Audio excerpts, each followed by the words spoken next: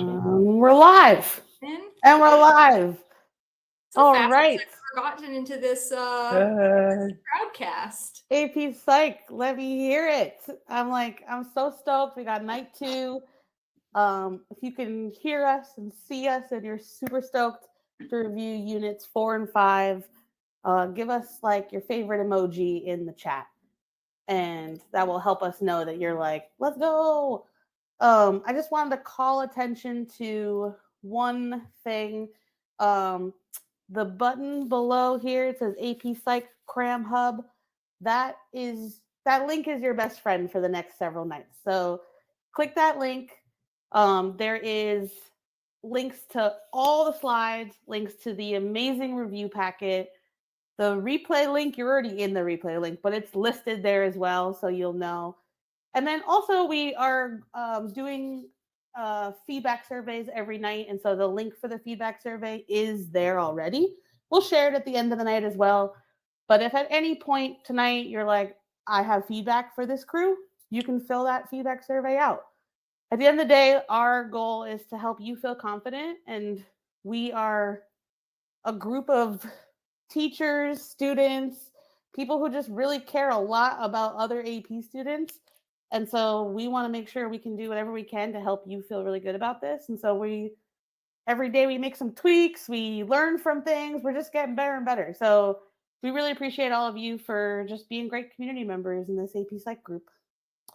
I'll be around in the chats tonight, and I will pass it over to Jenna and Sean. Thanks so much, Amanda. I love seeing everybody's emojis in the chat. Amazing. We're thrilled to see it. All right, so we're going to get started. Welcome back. I am again in control. Well, not last night, not night 1, but dress rehearsals, I was in control of screen sharing. It didn't go so hot. I'm again in control of screen sharing. I'm going to do my best tonight. So you just let me know if things are getting a little crazy on your end, because I have no idea how things end up turning out. So we are on night 2. Tonight we are covering units 4 and 5. Can anybody tell me what units 4 and 5 are? How excited are we to learn about learning? And what's the one? I'm not going to wait. It's cognitive psychology. I'm sure you're all putting it in there. Learning and, yes, one of my favorite things. Oh yes, it is cognition and cognitive psychology. Perfect, wonderful, love it. My favorite thing is saying learning about learning. I know you guys. I love it. We hate learning about learning because learning is a tough chapter. But guess what? Sean and I love learning. So we're going to dig into it. As a reminder, here are our socials. You can find us on any of these major social platforms. There was also, if I recall correctly, a social media challenge that's linked again in this Cram Psych Hub where Fiveable was going to do something. I'm not going to say what it was. Get those AP exams paid for. Paying for your AP exams. Yes. I didn't want to say it in case it was wrong. And then we're stuck. So check out the Fiveable challenge. Check out your Psych Cram Hub. Remember, we have that review packet. I spent a lot of time on that review packet, and so did the whole Fiveable team. So check it out. It's going to be great for you to review everything. So as a reminder, here are our team members. We have a group that are on screen tonight, and we have our chat support. So you will be talking to all 7 of us tonight. And then we've got some other Fiveable members here with us as well. And again, tonight we are covering units 4 and 5. And tonight we have with us the amazing Sean. I'm going to Vanna White this a little bit. Sean, tell us a little bit about yourself. And I'm putting this out there because we forgot to do it last time. So Sean, can you tell us a little bit about yourself? Yeah, for sure. My name is Sean. I am 19 years old. I am from Boston, Massachusetts. I am a freshman in college studying psychology and education. I'm a freshman at Harvard studying psychology and education. And I'm super excited to be here with you all tonight. Thank you so much, Sean. My name is Jenna, as you know. I am a PhD candidate at Oakland University, just outside of Detroit, Michigan. I am wrapping up my research, and I am set to graduate with my PhD next year this time, and I'm really excited. My research focus is biological psychology, psychoneuroimmunology. So when we really get into those more bio-heavy stuff, I love it. And then we also have with us tonight, Miss Yoongi. I know you are up in the wing, but if you wanted to pop in for just a little bit, oh my gosh, you guys are so sweet in the chat. Thank you. Yoongi, you want to pop down at all? I don't know if you're, we can also do this. Okay, perfect. There she is. Hi everyone, I'm Yoongi. I am a junior in high school, and I will be aiding Jenna and Sean today. I saw someone just say, is that Miss Yoongi? That's cute. With Unit 5, because that is my jam. Absolutely. Thanks, Yoongi. So many people in the chat. We love Yoongi. Yes, we do. All right, this is our team. We are here for you guys today, and are we ready to get moving? I hope so. I'm ready. Perfect. All right, here's our outline for you for today. We're going to start with Unit 4, learning. We're then going to generally overview some very important bits about the free response questions. We'll give you some general tips and skills, kind of some strategies to be able to attack those questions. We're going to leave you there for a little bit and switch back to content. We're going to go into Cog. And then when we're done with Cog, we're going to start a free response practice question. So we're really excited to get that there for you today. And then, of course, in between all of that, we have our practice quizzes. We've loaded in a lot of questions there for you tonight. And I can promise you they're a little bit more challenging. I looked and built it myself. So we're going to get going, and then we'll follow up at the end with an open Q&A. So I'm going to hand off the dominant portion of this to Sean, and then I'll just be here for you whenever you need me. Sound good? Awesome. Let's do it. Let's get right into it. Cool. So today we're going to cover 4 major different kinds of learning, and we're going to start with one of my favorites, classical conditioning. So when you think about classical conditioning, the people you want to pop into your mind are Pavlov's dogs, and Wegener's his last name? Wegener's Watson. little Albert. Watson's little Albert study. And classical conditioning is the idea of learning from associations between 2 unrelated environmental stimuli. And the way Pavlov studied that was when he was actually doing an experiment about dog digestion. So not even studying learning at that point. Did you know that And he Pavlov's observed. not even a psychologist? He wasn't even a I did psychologist. not know that. He was a physiologist. So he was Oh. not even trying to be the father of conditioning and of learning. He's a physiologist. He was studying digestion. And then he stumbled upon this. And that's how we ended up with Pavlov being like this massive father of psychology. I had no clue. That is super interesting to didn't know. But yeah, Pavlov has become super influential in the field of learning. He, as you said, is one of the fathers of learning. And the way he discovered this is when he was studying dog digestion, he noticed that the dogs began salivating when they heard his assistant walking down the hall with food. So to this, he noticed, this is interesting. The assistant might not be having food, yet they're salivating anyways, because they tend to associate the assistant with food. So we'll get a little more into the Pavlov example later, but then you also have Watson, who did the little Albert study, which if anyone watched that video, it's not a study that we could do today because it is not ethical by today's standards. But what he did is he basically conditioned a little baby to fear all things white through forming unconscious associations with environmental stimuli. Yeah. So the idea of classical conditioning is there's one stimulus that already causes a response. So in Pavlov's example, the dog's food, which is then paired with a new stimulus that at once was meaningless. For example, the assistant walking in, or what later turned into the bell. And yeah, when you pair those 2 together, it will produce a conditioned response. So let's get into the different terms. Do you want another fun fact about little Albert study? So I would love to hear it. Yeah. Yeah. So little Albert, we all know, if we're not very briefly with little Albert, he was, like you said, fear conditioned. He was conditioned to fear anything white and fuzzy. They banged pots behind his head. He was a baby. They banged pots behind his head anytime they put like a little or like a little rat or rodent or anything fluffy. So what ended up happening, little Albert was actually adopted out. He was an orphan, and he was actually adopted out, and they don't know where he went. Nobody knows who adopted little Albert. They could not keep like track of him. So eventually this adult just grows up with these like very intense fears of like all things fluffy and white, and nobody knows what happened to him, and it's really sad. Wow. I wonder if he still jumps when he sees a little mouse run across the I would floor. imagine so. Fears, oh, you guys can see my mouse there. Sorry, I'm gonna stop doing that. We'll just go to the next one. Cool. So when we're talking about classical conditioning, there are 5 key things to think about, 5 main terms. And these are going to be what you want to keep in mind when you're answering application questions, when it's going to ask you to identify one of these. So you're going to want to know what all of them are. So first things first, a stimulus is something in the environment that causes a reaction. So a stimulus is anything in the outside environment. A response is how our body physiologically or biologically responds to the stimulus we see in the environment. So an unconditioned stimulus in the context of classical conditioning is a stimulus that like naturally causes the unconditioned response.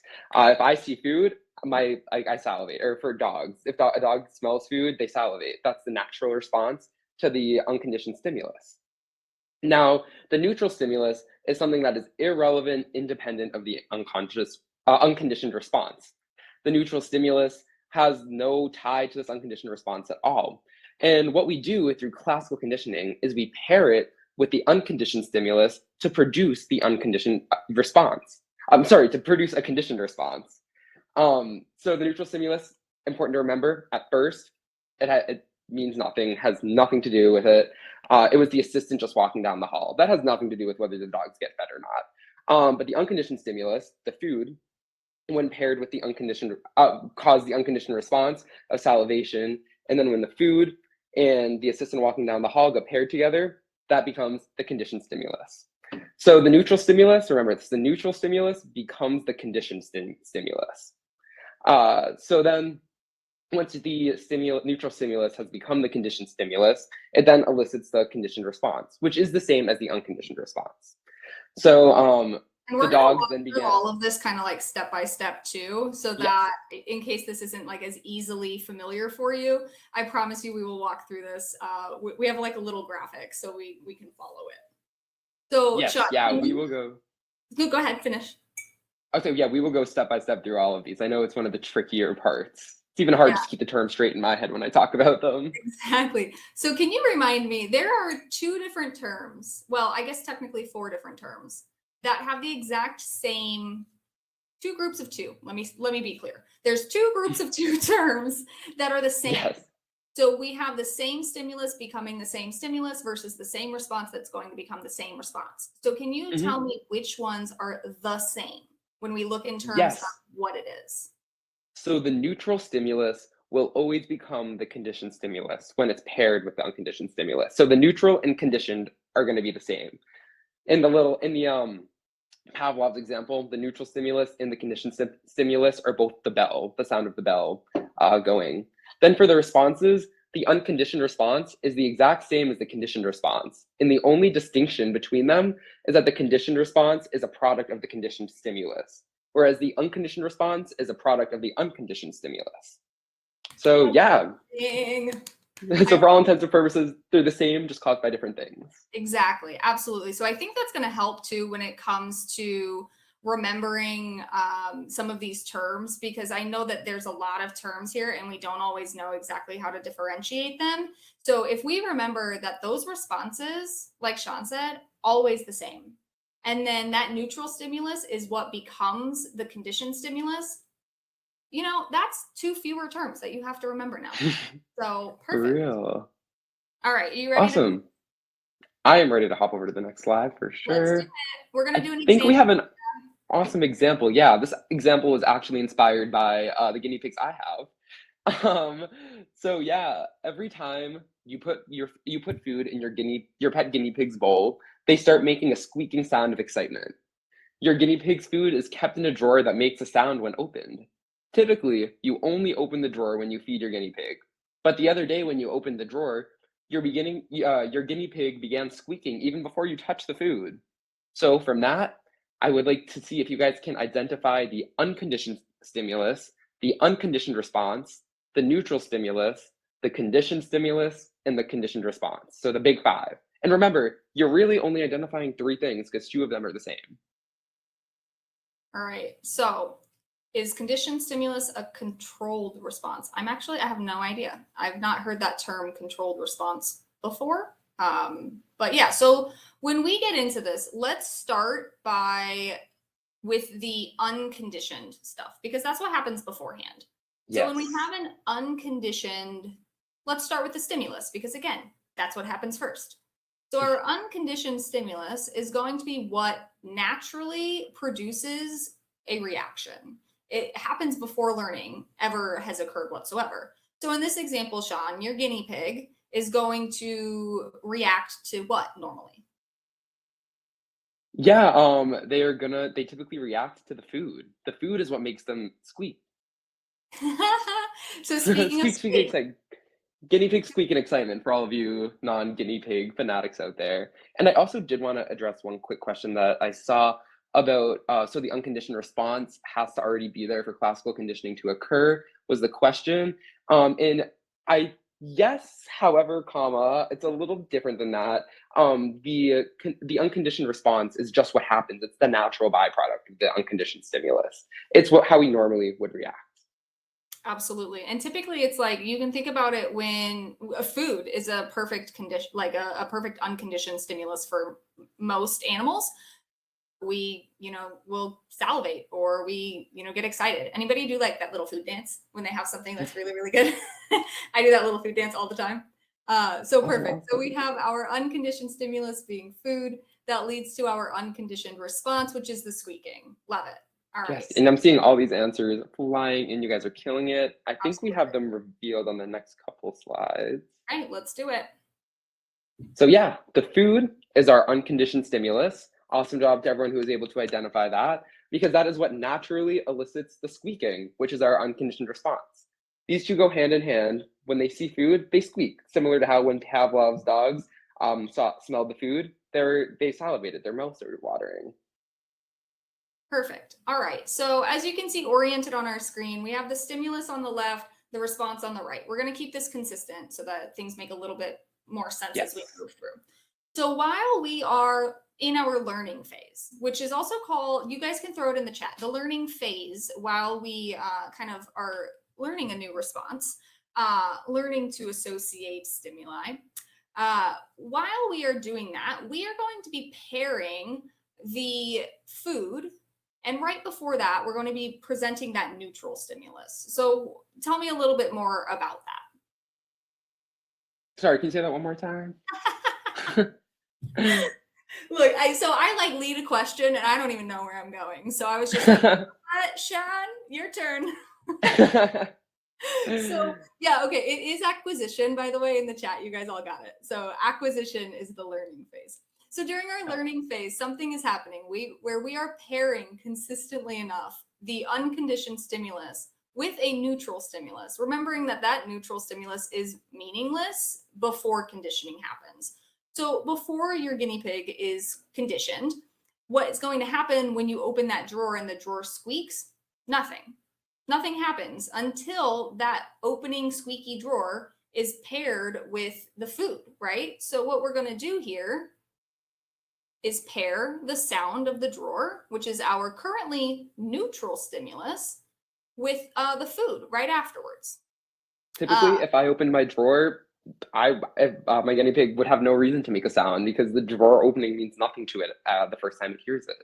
Absolutely. And it's really important to remember when it comes to classical conditioning too, is that you have to present the neutral stimulus before you present the unconditioned stimulus. It doesn't work the other way around. That neutral stimulus must be presented first and then the unconditioned stimulus. So what we end up doing is drawer opens, food is provided. Squeaking. Drawer opens, food is provided, more squeaking, right? Because we're happy about the food. Ultimately, what we see is that when that drawer opens and that squeaks a little bit, our guinea pig there is like, I think something might be happening. I think I might be getting food soon. And what we get is a conditioned response. I like the little finger. Which, yeah.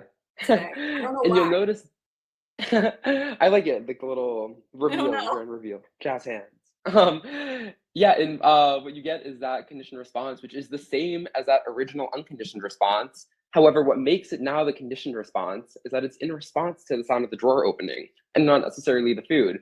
Like I was just going in there to get a snack, and then my guinea pigs started squeaking because they'd been classically conditioned to associate that with getting food. Perfect. I love it. So I wanted to throw out another like example that's a little maybe possibly more relevant to our own day-to-day lives. I know guinea pigs are relevant to your day-to-day life, and it seems like I think I saw somebody say that they have a guinea pig as well. So I love it. But I know you can let me know in the chat. But when you learned about Pavlov and his dogs, were you like, what? Pavlov with the salivating and the bell? How does this work? This makes absolutely no sense. So I'm going to throw out an example that I think hits a little bit better than Pavlov's salivating dogs. So has anybody ever noticed if you have a dog, or if you know somebody that has a dog, or you have a friend that has whatever, you know a dog, right? When you have a dog, then you grab that leash and you show them that leash, and they get wild, right? You show a dog a leash and they are so excited. They are running around. They are thrilled. How do they know that? How do the dogs know that the leash means anything at all? So what we end up seeing is that with a classically conditioned dog is that the unconditioned stimulus is taking a walk that they like. The unconditioned response is liking going on that walk. We relatively consistently pair presenting the leash with then going on the walk, and then they get happy, right? So all we're doing when we have dogs that are thrilled to see their leashes is that we've just classically conditioned them to enjoy it. So pretty straightforward on that front. Yep, because every time they're pulled out, they get to go on a walk. Exactly. You guys are great. Good? Yeah. All right. Oh. So this just emphasizes it one more time. They're the ones that are the same. Neutral stimulus becomes the conditioned stimulus. Unconditioned response becomes the conditioned response. This Perfect. Is the key point for if you want to remember how to remember fewer things, or if you want to know how to remember fewer things, this is the slide to have, because this is the one that's going to tell you what is exactly the same. So neutral stimulus becomes the conditioned stimulus. Unconditioned response becomes the conditioned response. So same exact stuff. My dogs are really excited back there. If you're going to hear them, because I couldn't have earbuds today, so they're going. Cool, yeah. And now we're just going to talk about some important classical conditioning vocab words, because as we all know, AP Psych is all about the vocabulary. What do you know, and how well you can apply it. So here's just some very important words to keep in mind when we think about classical conditioning. So first we have response acquisition. As you guys nailed earlier, that's the period when the conditioned response is beginning to is forming. It's that period where you're learning to associate the neutral stimulus with the unconditioned stimulus to produce the conditioned response, when it then becomes the conditioned stimulus. Think about how, like, when you acquire something, you're like taking it on, right? It's the same exact thing. So a response acquisition, we are acquiring that learned response, we are taking it on. So using that fun vocab. Yeah, and then the next two words kind of go hand in hand with one another. Extinction occurs when the conditioned stimulus is repeatedly presented without the unconditioned stimulus. It will start to weaken the conditioned response at first, and eventually the conditioned response will stop. So if I took that bag of food and I moved it into a different cabinet that didn't make the same sound as the drawer, and then I kept opening up the drawer, the guinea pigs would probably still squeak the first couple times, but eventually, as they noticed that I wasn't giving them food after that drawer opened, they would stop the squeaking, because that conditioned stimulus is no longer paired with the unconditioned stimulus, and thus no longer causes the conditioned response. It's just back to being a neutral stimulus, something kind of irrelevant. Perfect. Love it. Yeah. Then the next term, spontaneous recovery, goes hand in hand with it. It is a weak and temporary resurgence of the conditioned response after extinction. So one of these times, I might be opening my drawer with the food that the food used to be in, and my guinea pig might start squeaking to it again. That's spontaneous recovery. It's spontaneously bringing back that association between the two. And it's important to remember that spontaneous recovery is always going to be weaker and shorter Mhm. than the original conditioned response. So our conditioned responses are pretty strong. But then if we extinguish them so extinguish and extinction are interchangeable. If we extinguish them through extinction, that conditioned or that spontaneous recovery is always a weaker responding, and it doesn't last as long either. Keep that in mind. Yeah, awesome. Then our next term is stimulus generalization. So what stimulus generalization is, a stimulus that is similar to the conditioned stimulus will elicit the same response. And I believe the most like well-wrapped example of this is that little Albert example we were talking about earlier, where I believe little Albert was first made to fear like a little rat because they paired like the sound of like a loud bang with a little tiny rat, which started making him cry. And every time he saw that mouse, to hear that loud bang with that tiny rat, and he'd start crying. So he learned originally that association to fear the mouse, to fear the sound that typically came with the mouse, and then eventually just the mouse would lead to him crying. However, little Albert then generalized that stimulus to other similar ones. White fluffy cats, I think even a white jacket elicited that same response of him crying.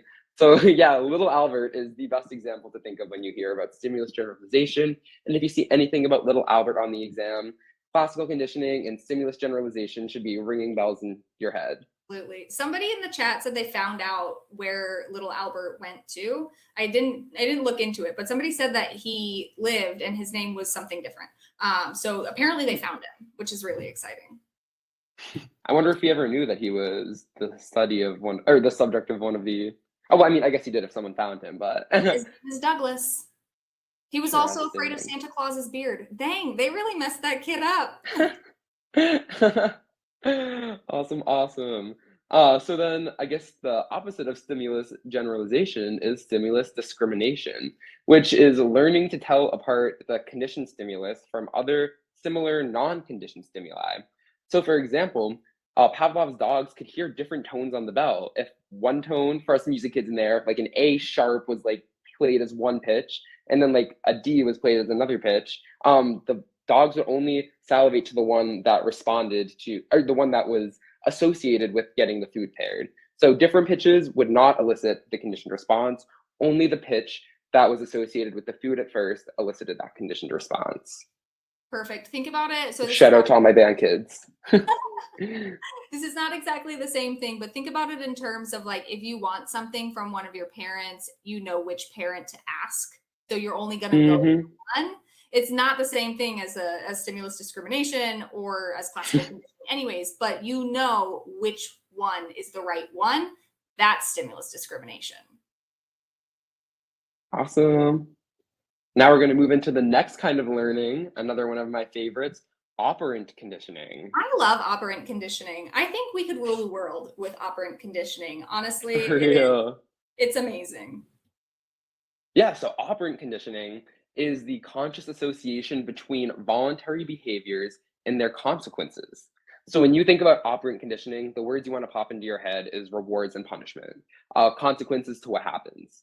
And the two major psychologists you want to think about when you're thinking about operant conditioning is Thorndike and his cats, and B.F. Skinner in the Skinner box. So what Thorndike's cats were is his cats learned to solve a puzzle box to receive food. So they learned so they were in cages and the food was on the outside of the cage and they had to figure out how to get to that food. Well, they wanted the food. So what operant conditioning did is it rewarded them by opening the gateway to get out and get to the food when they hit a specific lever, I believe, or like pulled the string or something like that. Push their nose onto some string and it would lift the gate. It was really cool. Yeah. So they learned, so the consequence of them putting their nose to the string was that they got food. So then through that association occurring over and over, those rewards, the reward and its association is what led to them being operantly conditioned to put their nose to the string.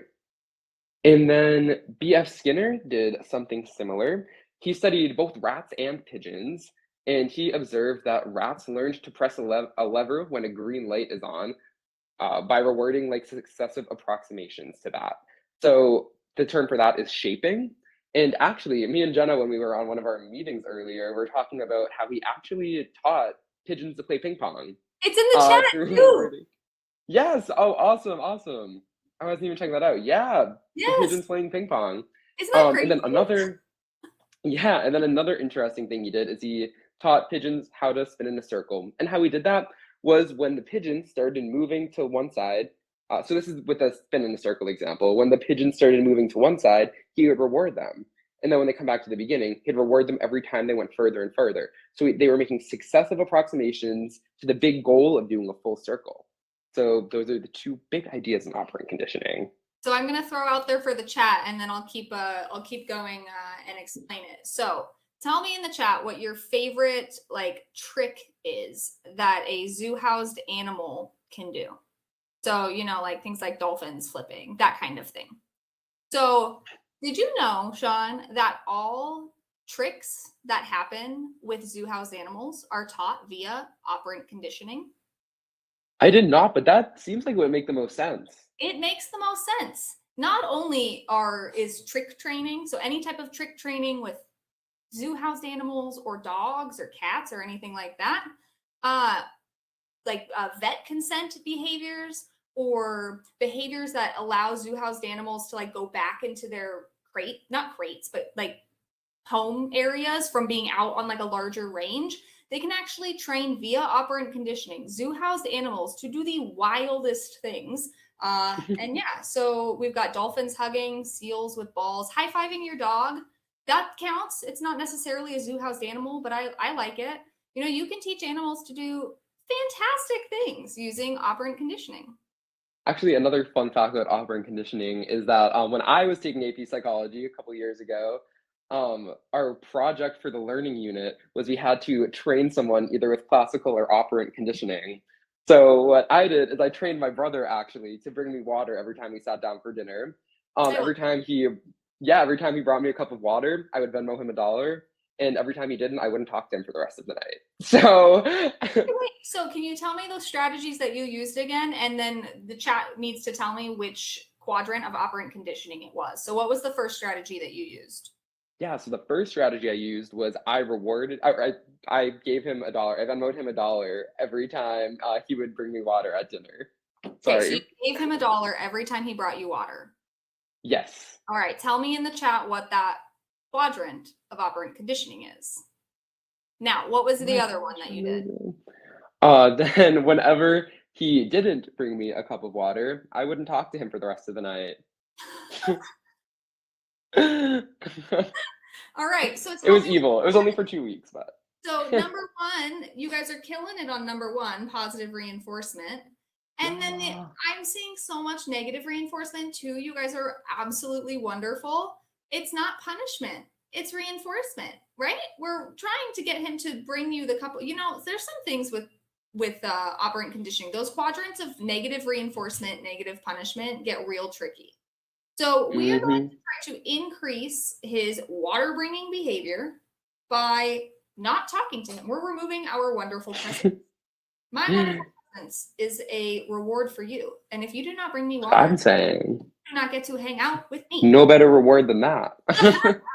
Let's move on a little bit. Let's dig in actually to those quadrants. Yeah. So oh, sorry, you go. All you. All me. All right. So there are 4 terms in operant conditioning that if you can differentiate these 4 terms individually, not these clustered, not these like longer terms, not the 2-word terms, the single word, 1 word. I want you to remember these 4 individually. And if you can remember those 4 individually, you can rule the operant conditioning world when it comes to putting them together. So I know a lot of people are already in here saying they've got it, they know it, it's easy. Perfect. All right. So at the very top of this quadrant, we have adding a consequence. When we add a consequence, you can tell me in the chat, when we add a consequence, it's also, side note, there's a practice in your review packet, which if you don't remember, your review packet's right down here where it says AP Psych Cram Hub. Slides and review packet, go to that because I put together a really wonderful little example for you, a little workbook, if you will. So when we add a consequence, we are going to be using a technique that you kind of think about it more like math. So when we think of like positive versus negative. I don't want you to think of the valence of that, like the emotional valence. I want you to think about it in math terms. So in math terms, positive means add. In math terms, negative means subtract. So when we are using operant conditioning, if we are using positive, we are always adding something. We are adding a consequence. Now, I know consequences always sound like they're bad things, but in the terms of operant conditioning, a consequence isn't bad. It's just something. It doesn't need to be like your mom took your phone away or your dad took your phone away. That is a consequence, but a consequence could also be like getting $1 after, you got a good grade, or your brother brings you water or something like that. So with positive, what we are looking at is adding something. And with negative, it's removing something. So simple as that. Then we look at the other sides of this quadrant. We have increasing behavior or decreasing behavior. So if we are increasing a behavior, we are going to be reinforcing it. If we want a behavior to occur more often, we must reinforce it. If we want that behavior to occur less often, we are going to punish it. So if we want to decrease behavior, or if that behavior gets decreased, that's punishment. If that behavior increases, that's going to be reinforcement. Now think about all of those terms separately when you approach these questions. There's going to be, in at least our practice quizzes, there's going to be some applications of operant conditioning. And what I want you to do first is to look at whether or not we are attempting to increase or decrease that behavior from happening again. If we want it to happen more, we're going to be using reinforcement. We want it to happen more often. If we are going to be thinking we want it to happen less, then we are going to be using punishment. Once we know if we are reinforcing or punishing with the technique, then I want you to look at whether or not something has been added or removed. So that's going to be your strategy for being able to attack all of the operant conditioning applications questions. Step 1, is it reinforcement or punishment? Step 2, is it positive or negative? I know it's backwards with the ways that the terms go, but that's the way I want you guys to attack it, because I think it's so much easier if we determine first, do we want it more? Do we want it less? Reinforcement, punishment, and then are we adding or are we subtracting? And that's positive, negative. So good? Are we good? Awesome. Answer to the first line on the study sheet. I don't know. I didn't write an answer key. Sorry. Awesome, Jenna. Can I actually ask you a couple questions about what different examples might be? Absolutely. So, for example, if I did something really great for my parents and they told me I didn't have to do chores for the rest of the week, what would that be? Okay, so let me make sure I'm understanding correctly. They are taking away your chores because you did something wonderful. All right, so if we apply this strategy, do they want you to continue being wonderful, or do they want you to discontinue being wonderful? I think they love it when I'm wonderful. I think so too. So if we want you to continue being wonderful, we're going to use reinforcement. Absolutely. So we know for a fact that this is going to be reinforcement. Now, they are going to be taking off your chores. You don't have to do any more chores for the week. Yep, no chores. They are removing those chores. So that's negative reinforcement. Yeah. It's all over it. They knew. You guys are killing it. All right, let me try another one. So how about this? I was misbehaving in school and got sent home and in a lot of trouble. So my parents made me do twice as many chores the next week. Or actually, even better than that, my principal gave me a detention. Oh, principal gave you a detention. Okay, so now we're looking at something. So when your principal gives you detention, well, let me backtrack a little bit because we're going to apply my strategy. When it comes to you misbehaving, we want to decrease that. So we already know it's punishment, and the chat's going off. They know it's punishment. But let's think about what detention does. If we are adding detention, see, this is where context is really important. If we are adding a detention, that would make it positive. But keep in mind too, though, detention is the removal of your freedom. So it really depends on the way it's phrased. When it comes to adding a detention, if that's the way that it's phrased, it's of course positive punishment. We are adding that detention, and that is going to be punishment for sure. Alternatively, though, if it's phrased more as we are going to be like taking away your ability to go to the mall after school by doing detention, that would be negative. So Awesome. So it's yeah, all about context. So I read think those questions carefully. those ones are really important, and I think those ones are really, really tricky too. And it's one of those things that, like, when it comes to detention or when it comes to like a timeout, those ones can be tricky just because we think about detentions and timeouts as things that get added to us, but realistically it's removing your time. Yeah, awesome. And I saw one question in the chat, I think, isn't a positive punishment taking away from the fun things that you can do instead? And that is not the case. It's actually the opposite. Yep. At least in that context, when you're adding something, remember, adding, addition, positive. Whenever you're adding something, it is going to be a positive, either reinforcement or punishment, but it's always going to be positive when you're adding something. And I'll save us examples on the other two, because I think those ones are a little more intuitive, negative punishment and positive reinforcement. Yeah, some of them are just simply not intuitive, and it's something that students struggle with a lot, and I've seen it in my own classroom as well. There are the punishment and reinforcement schedules are tricky for sure, but once you got it, you got it. Yep, absolutely. All right, so I know we had a request for a couple more examples, but I'm going to tell you we have a lot of these we have a lot of these examples in the quiz that we're going to do. So I'm going to move on for now, and then when we do the quiz, we're going to come back to those and we can explain why a little bit more on those. All right, ratios or intervals or fixed or variable.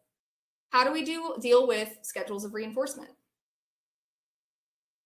Yeah, so I think the best way to break this down is kind of the way we did the last one, by finding each of the 4 words and breaking it down based on that. So first we have interval versus ratio.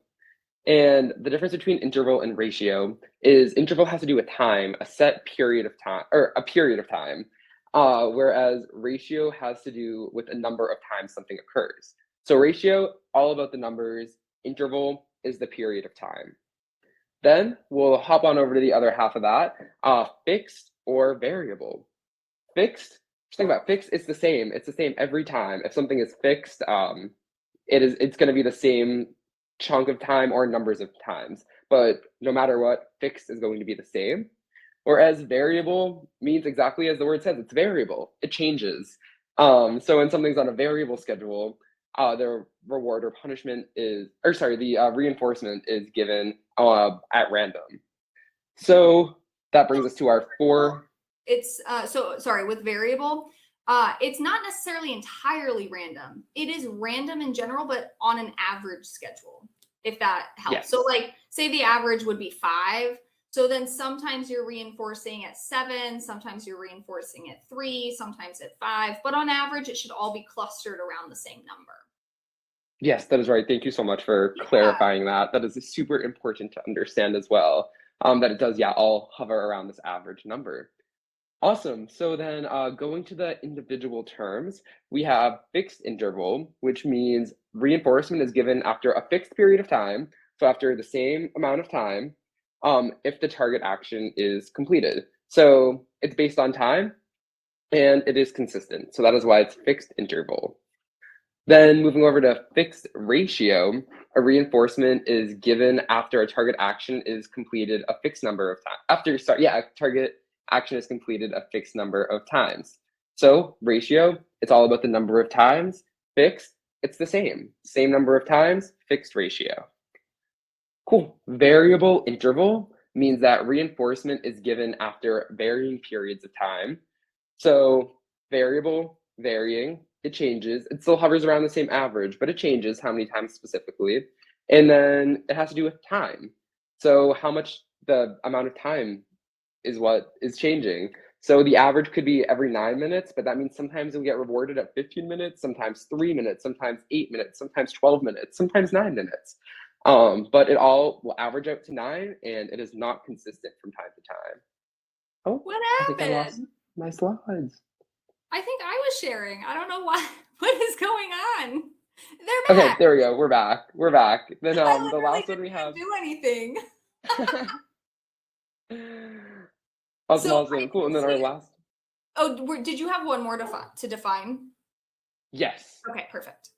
Our last one is variable ratio, which means reinforcement is given after the target action is completed a varying number of times. So ratio has to do with the number of times an action is completed. Variable, it changes. The average might be every 5 times, but sometimes it'll be rewarded after 7 times, sometimes after 3 times, sometimes after 5 times, et cetera, et cetera. Absolutely. So I have it seems like there's like a lot of questions in the chat about these schedules. So I'm going to try to break it down a little bit word by word. So with interval versus ratio. So I want you to think about when there is if anybody is on track, for example, if you're running, like if you're a runner, or even if you're a swimmer, or anything, any sport that is timed, when we have different sets, we are running or racing or swimming in intervals. Interval is always going to refer to time, the amount of time of something. So somebody else is a track star. All right, perfect. Interval refers to time, always. It's always going to refer to an amount of minutes. How many minutes have passed? Ratio, however, we know ratio is a mathematical term. So, so is interval. But when we think about ratios, we think about them in terms of like twice of something, a ratio for responses. But so is intervals. But ratio is always going to refer to a number, an amount of reinforcements, or an amount of behaviors, until we get to a reinforcement. So whereas interval is like every 10 minutes, every so-and-so minutes, ratio is always going to be every so-and-so numbers. How many behaviors do we need before a reinforcement occurs? Now we look at fixed versus variable. Fixed is steady. It's always going to be the same. It does, I talk with my hands so much. It does not change. Fixed is unchanging. So it will always be 5. It will always be 5 over and over and over, depending on what the schedule is. And then when it comes to variable, that's fluctuating. Again, fluctuating around an average. So once you know those 4 terms individually, just like I said with the operant conditioning quadrants, you can rule the operant conditioning world once you know these 4 terms individually. And then you just mix and mash them and you've got it. Absolutely. Cool. And I think I see some requests for examples of each. So I guess just quickly throwing in a few examples just to make sure we stay on time. Aliora, I saw you killing it with the slot machine example. That is the paradigm example of a variable ratio schedule of enforcement. Yeah, you get the reward after a certain amount of times that you're pulling the lever, and people wouldn't keep gambling if you knew which pull was going to get you the prize. So it has to be variable. It's rewarded on an average of maybe 1 in 100 times, but sometimes you get the reward on 10, sometimes you get the reward on 200, sometimes you get it on 97, sometimes you'll get it on 36. All random, but I'll average out to that 100 number. An example of a fixed interval schedule would be if I think the mice is actually an awesome example. If they were pressing a lever, it doesn't matter how many times they press the lever, they're going to be rewarded with a piece of food every 5 minutes. And it's going to be that same consistent 5 minutes every single time, regardless of how many times. Also, like a paycheck. A paycheck's a great example of a fixed interval. If you get paid every 2 weeks or something. Awesome. Cool. Do you want to take the last 2, Jenna? So we did fixed interval and variable ratio. Now we're in Sorry, it's jumping around in a. Okay, variable interval could be. I think I saw an example once of like pop quizzes. So giving pop quizzes at varying, like every random weeks, in order to encourage studying. So that could be a really good example. Oh, you know what it could be? Here, let me run with this one. Elevators. Elevators are a great example of variable interval. You push that button and you have to wait an indeterminate amount of time, right? You have no idea. Sometimes we sit there and we're like, and it does not go. I promise. We're like, will it go faster? Or when you're like trying to cross a street or something, and you're hitting all those buttons, that's variable interval. So when the amount of time is kind of uncertain, but you're still doing that behavior, that's a variable interval behavior. And then we have what? Fixed ratio left. Fixed ratio could be a real life example off the top of my head. Look, you guys will learn this in the next few nights. My students know this very well. I'm horrible at coming up with examples off the top of my head. I have to embed them into my slides because nothing comes up. So we're going to just rock with whatever's coming out, and it's going to be trick training your dog. I don't know why. That's what we're rocking with. So when you're trick training your dog, you are going to give them a cookie every second time. So every second time that they do whatever that behavior is. So I see something about street crossing buttons being fixed interval sometimes. And unless you live in like a really particular spot where like your streets are always predictable for exactly how much time it's going to take until you cross the street, and you always push that button at the exact same time that it starts, no. So street lights, like you can wait at a street for like 30 seconds. You can wait for like 45 seconds. So it's really variable. It's not really a persistent kind of schedule. Does that work? Yeah. Are we all good, everyone? Those examples make sense? A very lightweight little Jenna's show and tell for today. This isn't the only one. I've got another, but I have this sticker and I actually completely forgot about it. But it says on my water, and I'm covering the swear word so you cannot see it. It says, I a higher rate of reinforcement for this thing. For this thing we're doing here. So we know we need more reinforcement to do the things that we might just not want to do. All right. I think with these things, if streetlights are 100% perfectly scheduled, then okay, it's fixed. I've never been to a street light, I think, where I consistently know the exact amount of time until I can cross the street. But I'm not so sure. Moving on. Awesome. Yeah. So we're going to fly through these last few just to make sure we can stay on time. But our next kind of learning is social learning, which are behaviors learned by observing a model and the rewards and punishments that model sees. So the major player for this one is Albert Bandura and his Bobo dolls, which actually my introduction to AP Psychology, we had to do a project on a famous psychologist, and Albert Bandura was mine. So Bandura was my first introduction to AP Psychology. Fun. And what he did is he showed children videos of adults like playing with the Bobo doll, either peacefully or really aggressively, like hitting them. And then he put the children in the room with the Bobo dolls and observed that they acted similar to how the models did. But what's a little more interesting than that is that he noticed that they were more likely to mimic the actions that they saw from the model if they related to them in some way, either by gender, by race, if there was that connection. So we tend to learn from models who are most like us. So he came up with 3 pillars of social learning. The first one was that consequences influence the likelihood of behavior being performed again, which we know from operant conditioning as well. The second is that we learn by observing others rather than personally participating. So if we see in class, we'll use an example that someone gets up and walks out of class and the teacher gets mad at them, then they'll know that's probably not, they probably shouldn't be getting up and walking out of class. They saw the consequences. All of my life experiences. Yeah. It's the first thing. I'm bad at coming up with examples too, so that one was just at the tip of my brain from earlier. But yeah, so they saw the consequence that one of the other students had, and therefore they do not engage in the same behaviors. And then the third one is that really important, really actually I would say interesting part of the social learning theory, that individuals are most likely to model observed behaviors with those that they identify with. Yeah. So someone who's most like you is who you're most likely to mimic, which has huge implications in our world, I would say. Yeah, so when it comes to social learning, this is also called observational learning, by the way. So if you see that term observational learning, that's this. It's like how we learn how to tie our shoes. we just model our behavior off of others, and observational learning is actually a huge part of our world.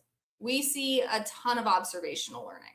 So yeah, somebody said, what are the Bobo dolls? It's an experiment, the Bobo doll experiment. There's tons of videos online. I would super recommend looking it up because it is wild. It's a wild study. It's a little scary. There was parts where like the kids had like mock guns that they were beating the Bobo dolls with. Yes, it was pretty extreme. Mm-hmm. Yeah. All right, wrapping up our learning with latent learning, y'all. Even if it's not in the packet, these are 2 slides and 2 slides only. Very small portion of the AP potential questions on the exam. If it's not in the packet, make room. No worries. No Exactly. worries. Yeah. Operant and classical conditioning are definitely the focus of the Huge. learning unit, which in itself is also a very small unit, Yeah. 7 to 9%. So these 2 ones, they're important to know. I think the Bobo dolls is one of the most interesting experiments that I've studied. But they might not show up. They're less likely to show up than operant and classical conditioning, which is why we put a lot more focus on those ones. Absolutely. All right. Cool. So tell me So about learning. For sure. So yeah, Edward Tolman was a psychologist that studied latent learning, and he learned that learning from experience actually occurs without conscious awareness. So what Tolman's study did is he put rats in a maze, and the rats were just running around the maze, and they found their way to the middle. And there was nothing in the middle, no rewards. There was nothing there. They were just running around the maze. Then later, there was food in the middle of the maze. So the rats that learned the maze were able to get to the food quicker. And then every subsequent time food was put in there, they were able to get through those through the different corners of the maze quicker and quicker to get to the food. So what latent learning pretty much in layman's terms describes is that you learn now, even if your behavior isn't immediately rewarded or punished, or isn't immediately useful, you still learn now so that when you need to later, you can apply it. Perfect. Love it. All right. I think we are ready for our practice quiz. So I am so excited for the music. It is my favorite thing. So we are going to switch over to our practice quiz. Now remember, why isn't it showing up? Hello? You got to be kidding me with this. I don't know how to operate technology. Hold, please. Hello. Hold on. Which tab is it? This one. All right.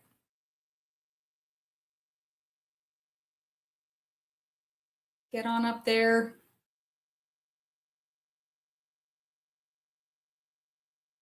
There we go. All right. Okay, so we are having there we go. Another quiz. We will, let me get this into the chat. Oh. Jenna, is there any way we can zoom in on it just a little bit? I think once I get this, let me see what I can do up there.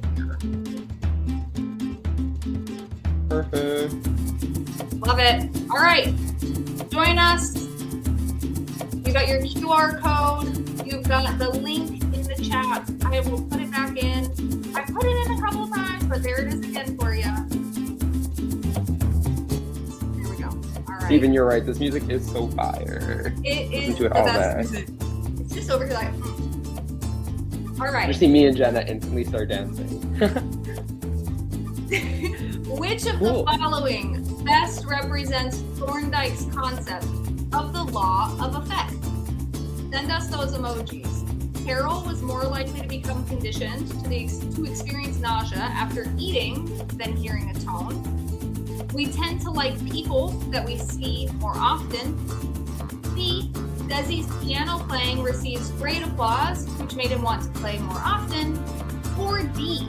Pavlov's dogs were trained to salivate to the sound of a metronome.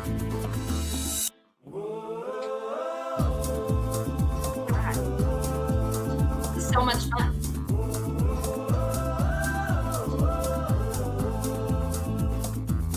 All right, we're Those still responses going. coming.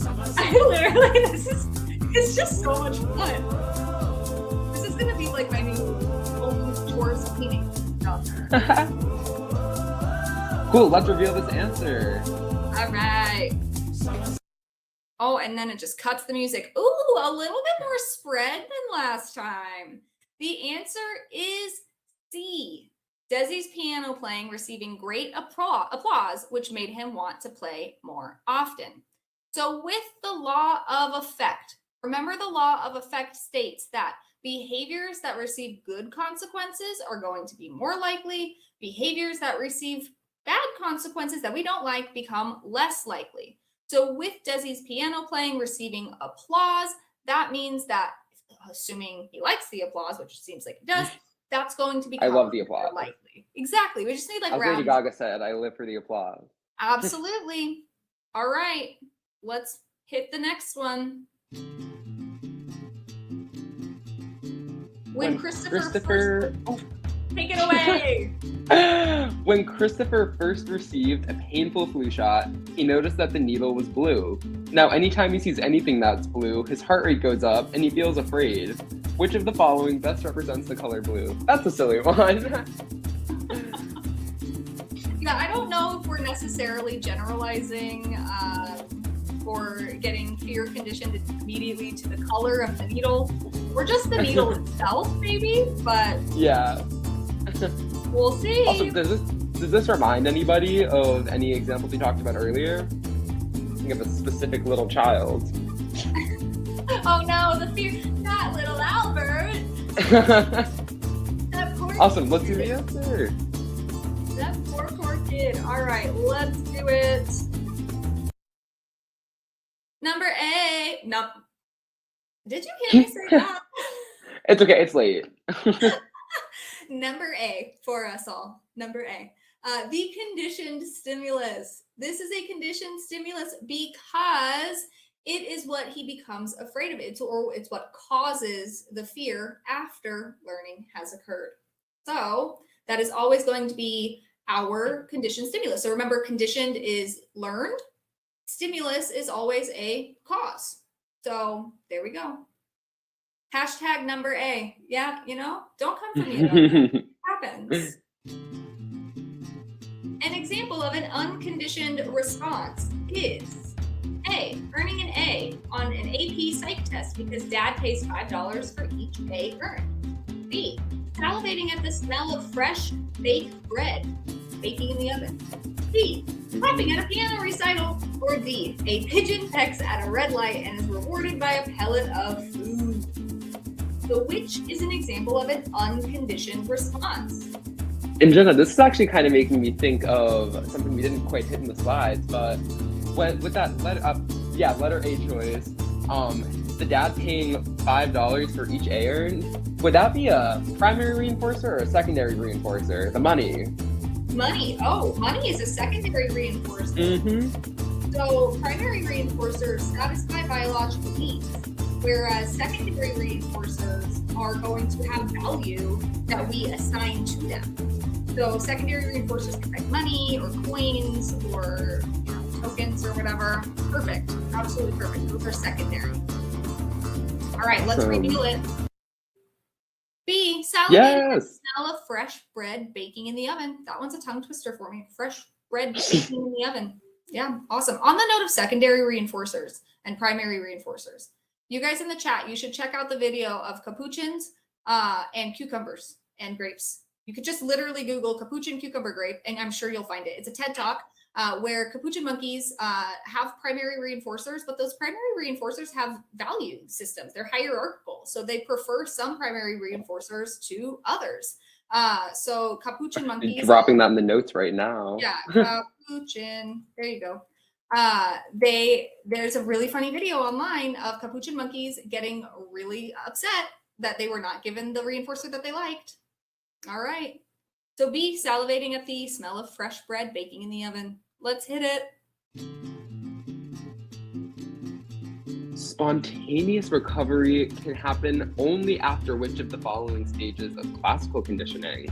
Oh, this is a good one. All those extra vocab terms we covered at the end. A, generalization, B, extinction, C, fixed interval, or D, reinforcement. And this is actually reminding me of a learning FRQ tip. When we're talking about classical conditioning, you can immediately get rid of the words that don't have anything to do with classical conditioning. Like, think about what words did we teach in operant conditioning? What words did we think in classical conditioning? If it's a word about operant conditioning, it's not going to be the answer to the question asking about classical conditioning. Excellent MCQ tip. Excellent. Let's see the answer to this one, though. Let's do it. Oh, you guys had it.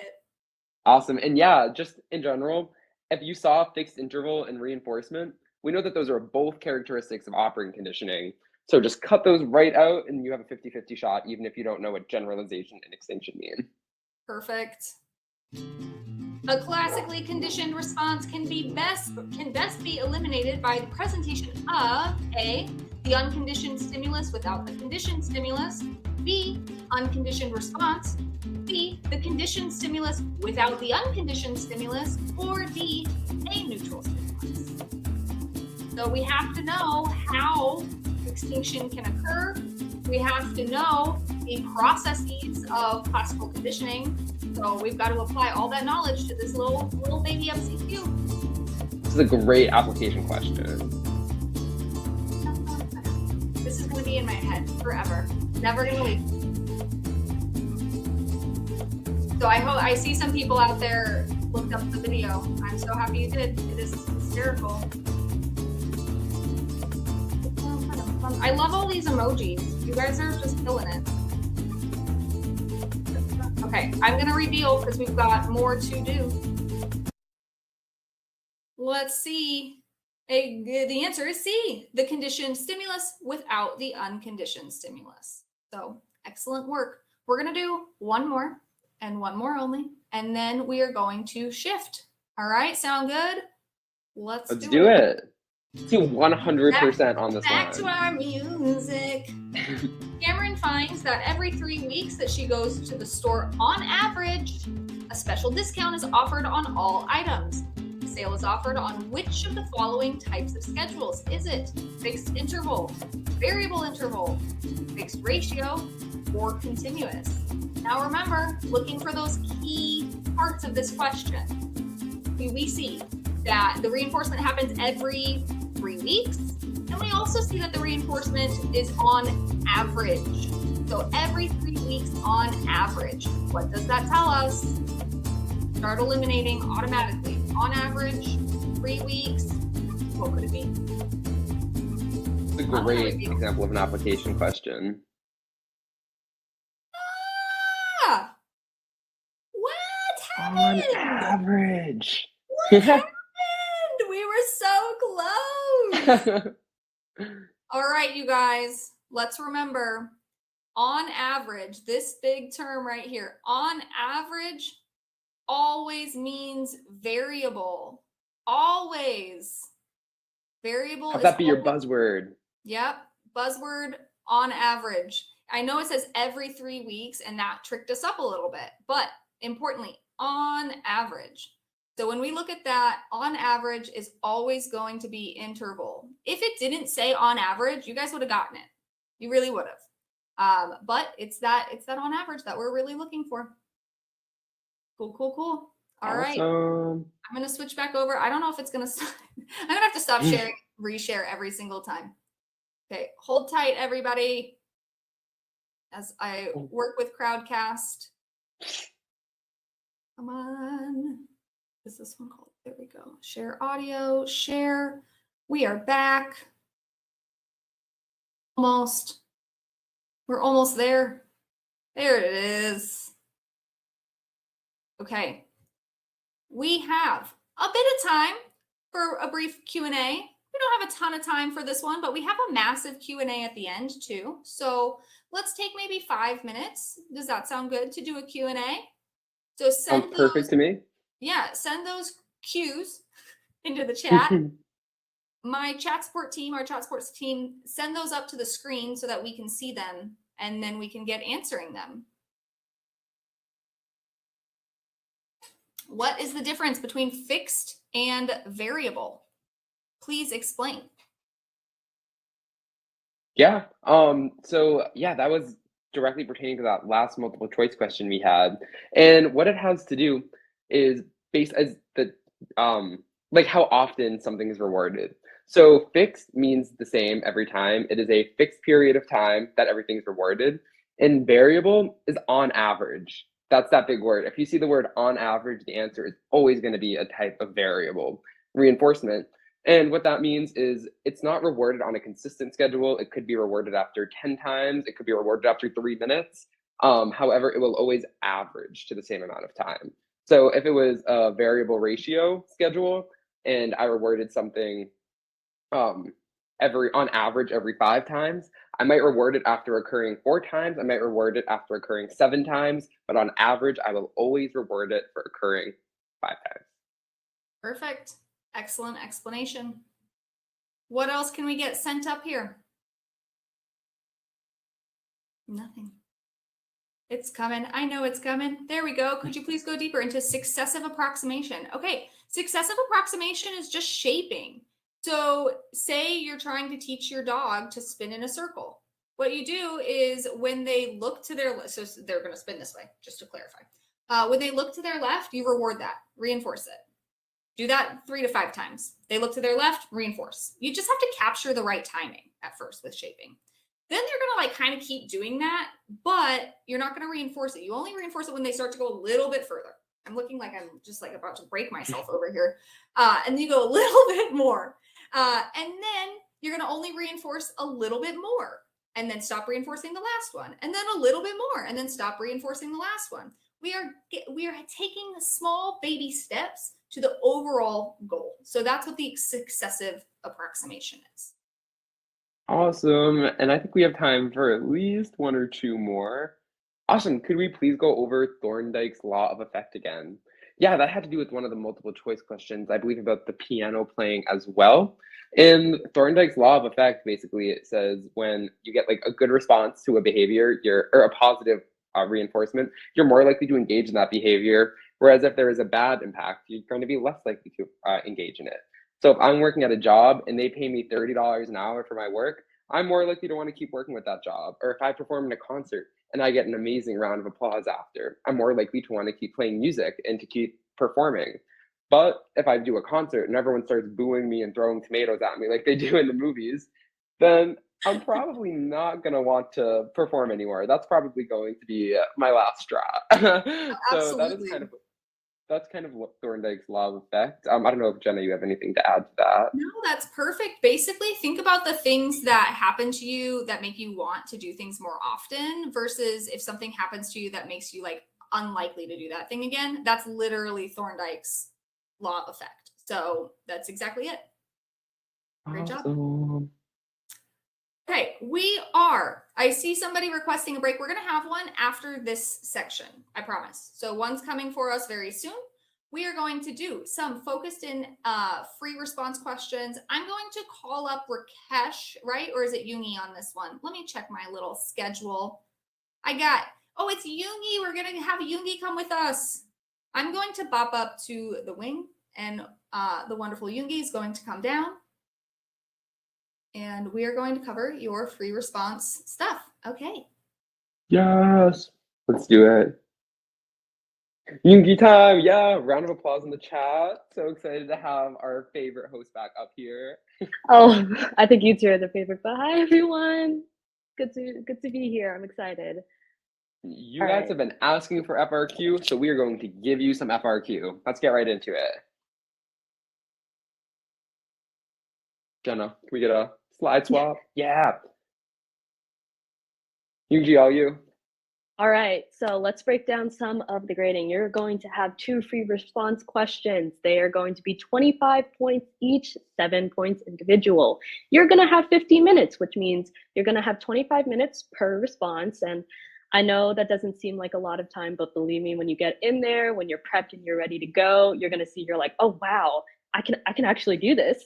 It's 33.3% of the overall raw score of the AP exam. So that's about, I think, 1/3 of the total raw score. It's 1 conceptual, 1 experimental, or also called research design. Just really quickly, so those 7 points, they're worth 3.57, and that's multiplied into your total raw score. So it's either you get that 3.7 or you don't. But don't worry, we're going to make sure that you guys are ready to go. And I personally love the experimental questions. I think research methods and understanding how to do good science is so important for young psychologists entering the field. So I love the experimental section. That one has my heart. Cool. Let's bounce over to the next slide. So yeah, there are two kind of components that you should think about when we're tackling the FRQ. So the first is you're going to need to define the words. Simply put, you need to know your vocab, guys. It is so important that you know what words mean, because it is impossible to apply it. Like, if I don't know what the just world phenomenon is, I'm going to have no clue how to apply it to a real life scenario. So know your vocab. And when I was taking the exam, the first thing I did like a little bullet point with the word or whatever, and then I wrote down the definition for it. So then after you have the definition, you know what all of your words mean, you're going to want to apply that information. And that's what earns you the points. So definitions alone do not earn you points. It says that right on the rubric. If I write the just world hypothesis is yada, yada, yada, blah, blah, blah, I will not get a point unless I also apply it. So to apply something successfully, you should use a little bit of creativity, but within reason. Don't write an essay. Don't waste your time writing pages upon pages of like fluff to tell a story that has nothing to do with the word. Because that's going to waste your time. It's not going to do anything. You either get the point or you don't. There's no style points on the AP Psych FRQ. That's only in English. So you want to use creativity to connect the word to the prompt that you're given. You want to be creative to that extent, or you can draw a connection and explain why this word may apply to the prompt, even if they don't lay it out flat for you. But yeah, and you don't want to define the word alone. All right, Yuji, do you want to take the expectations? Absolutely. So in the expectations for this is the conceptual FRQ. So this is recall, and then this is concept to application. So a lot of this, I don't know if maybe you've been taught the acronym SODA. So that's like space, order, define, apply. You're really, especially if you're writing and you don't have like a typing accommodation, make sure that you leave that space so there's no I guess room for error, or that the person reading your FRQ who's like jacked up on caffeine, as the professor's done probably 100 of these, you know, is like, did they mean this matches with this? Just always have that space.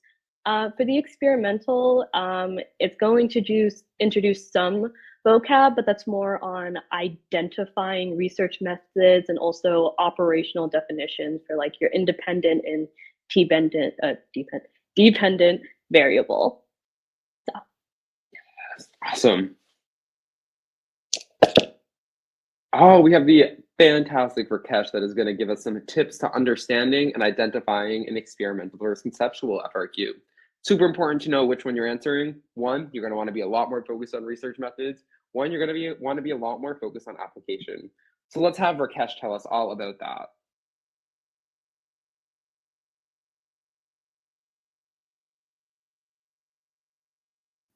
Hey everyone, I'm Rakesh and I'm one of the student hosts for AP Psych. In this video, we're going to be understanding the FRQ and seeing basically the format and some examples. So when looking at the format, just note that there are 2 free response questions, which is after the multiple choice section, to complete in 50 minutes without a break in between. Basically, you have 25 minutes for each question.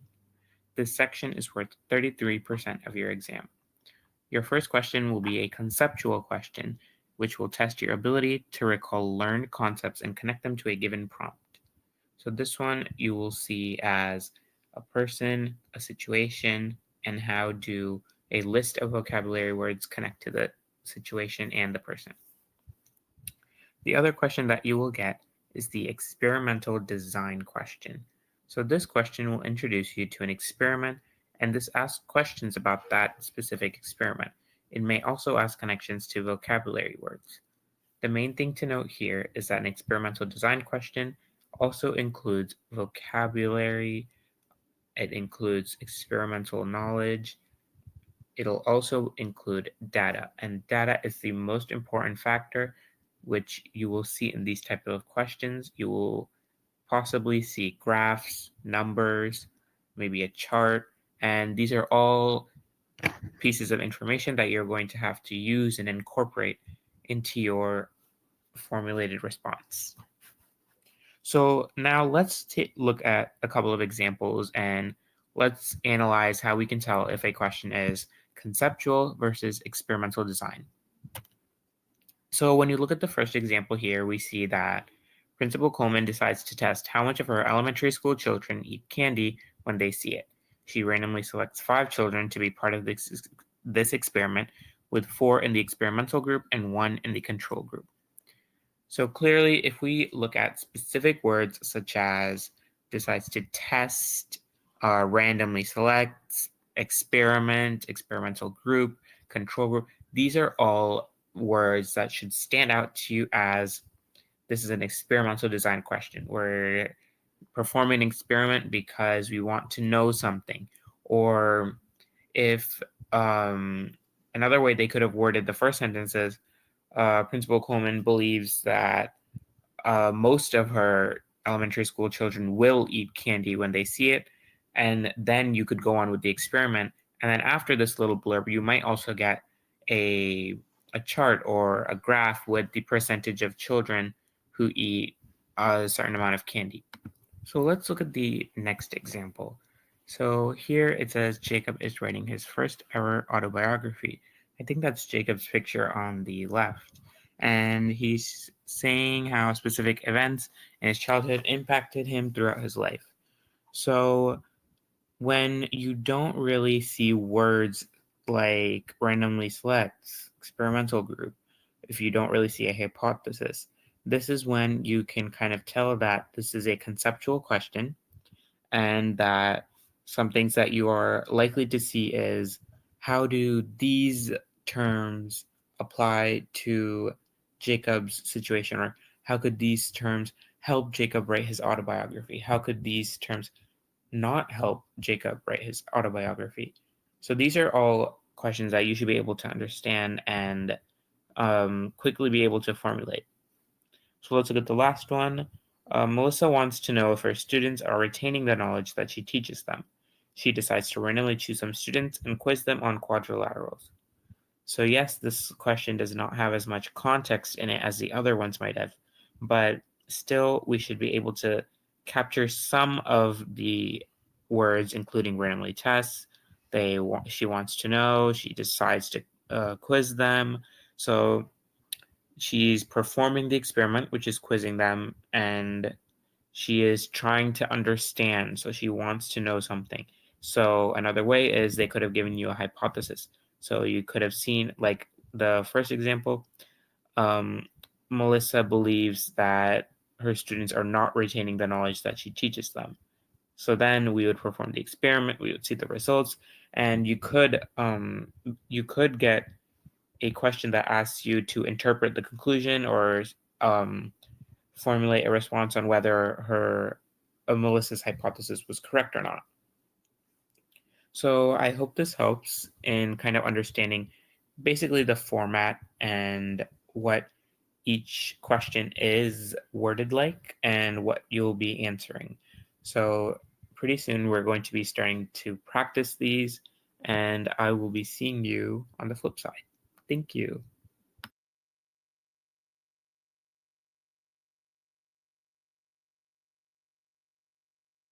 Amazing. Thank you so much, Rakesh. And I am going to veer a little off of how to answer the research a question real quick, because I saw like a million questions on operational definitions. So I'm just going to answer that all for you real quick. Operational definitions are tricky, but usually once you get them, you get them. So in an experiment, there's like 3 key parts: a construct, and the construct is an abstract concept that we want to quantify or measure. So the construct is what we're interested in. Then there's a variable, and the variable represents that construct. It is the part that's measured. It's what we're measuring to understand that abstract concept. Then the operational definition is how we measure or manipulate the construct. For example, if I wanted to measure stress, I might be doing so with cortisol levels. So stress would be the construct, the abstract concept that I want to study. The variable, cortisol levels in the operational definition, is we're using cortisol levels to measure stress. Same with intelligence. we are measuring intelligence using an IQ score is an example of an operational definition, as well as more positive evaluations of novel objects are associated with someone's partner's face as opposed to a stranger's face is a way that we can measure attraction. So that would be our operational definition of it. So I hope that helps, but the operational definition is basically how we're measuring this abstract concept, what we're using to measure that construct of interest. So hopefully that also helps with construct and variable if you were confused with that. But awesome, let's kick it over to the next operational definitions too. Like if you think about it in ways like what will give you a number, how can you describe this variable in a way that will literally give you an actual number? That's going to be your operational definition. So their responses on, the number of times they laughed, whatever it might be that's related and contextual, you have to like figure out a number. So exactly. Really for operational definitions, it is use your imagination to an extent for sure, because you don't possibly have experience writing operational definitions. So it might be more difficult, but things like surveys, you've all taken surveys. So they rated themselves on this quality from 0 to 10 and make sure you define what 0 is and make sure you define what 10 is. Or if it's something more behavioral that's observed, it's operationally defined as the number of times they did that behavior within a certain amount of time. So yeah, it's just giving you a number. Amazing. Yeah, that is perfect. Hopefully that makes a little more sense now of operational definitions. And like with one of the examples I gave, like the IQ score, that's right. Jana said a physical number that we use to measure the construct of intelligence. Awesome. Cool. Let's kick it to the next slide now. Hey, everyone. So how do we answer the FRQ questions? So for conceptual FRQs, you want to I state the term followed by the definition. So I think I saw a question, when we are writing FRQs, do we have to define it? No, you don't have to define it, but yes, it is a very good idea because it'll tell the grader you know what you're talking about and you should define it in your response. What they look for is that you're able to apply the word, but you should have a definition in your response. That is good practice. That orients the reader to the question, and then they're not, when they're reading your application, they're not like, does this person actually understand what this word means? They see, oh yeah, they clearly know what the word means and they just applied it successfully. And now that I know they know what the word means, it's clear that the application was successful, especially if the application is a little wishy-washy, which sometimes they are, because the application is hard.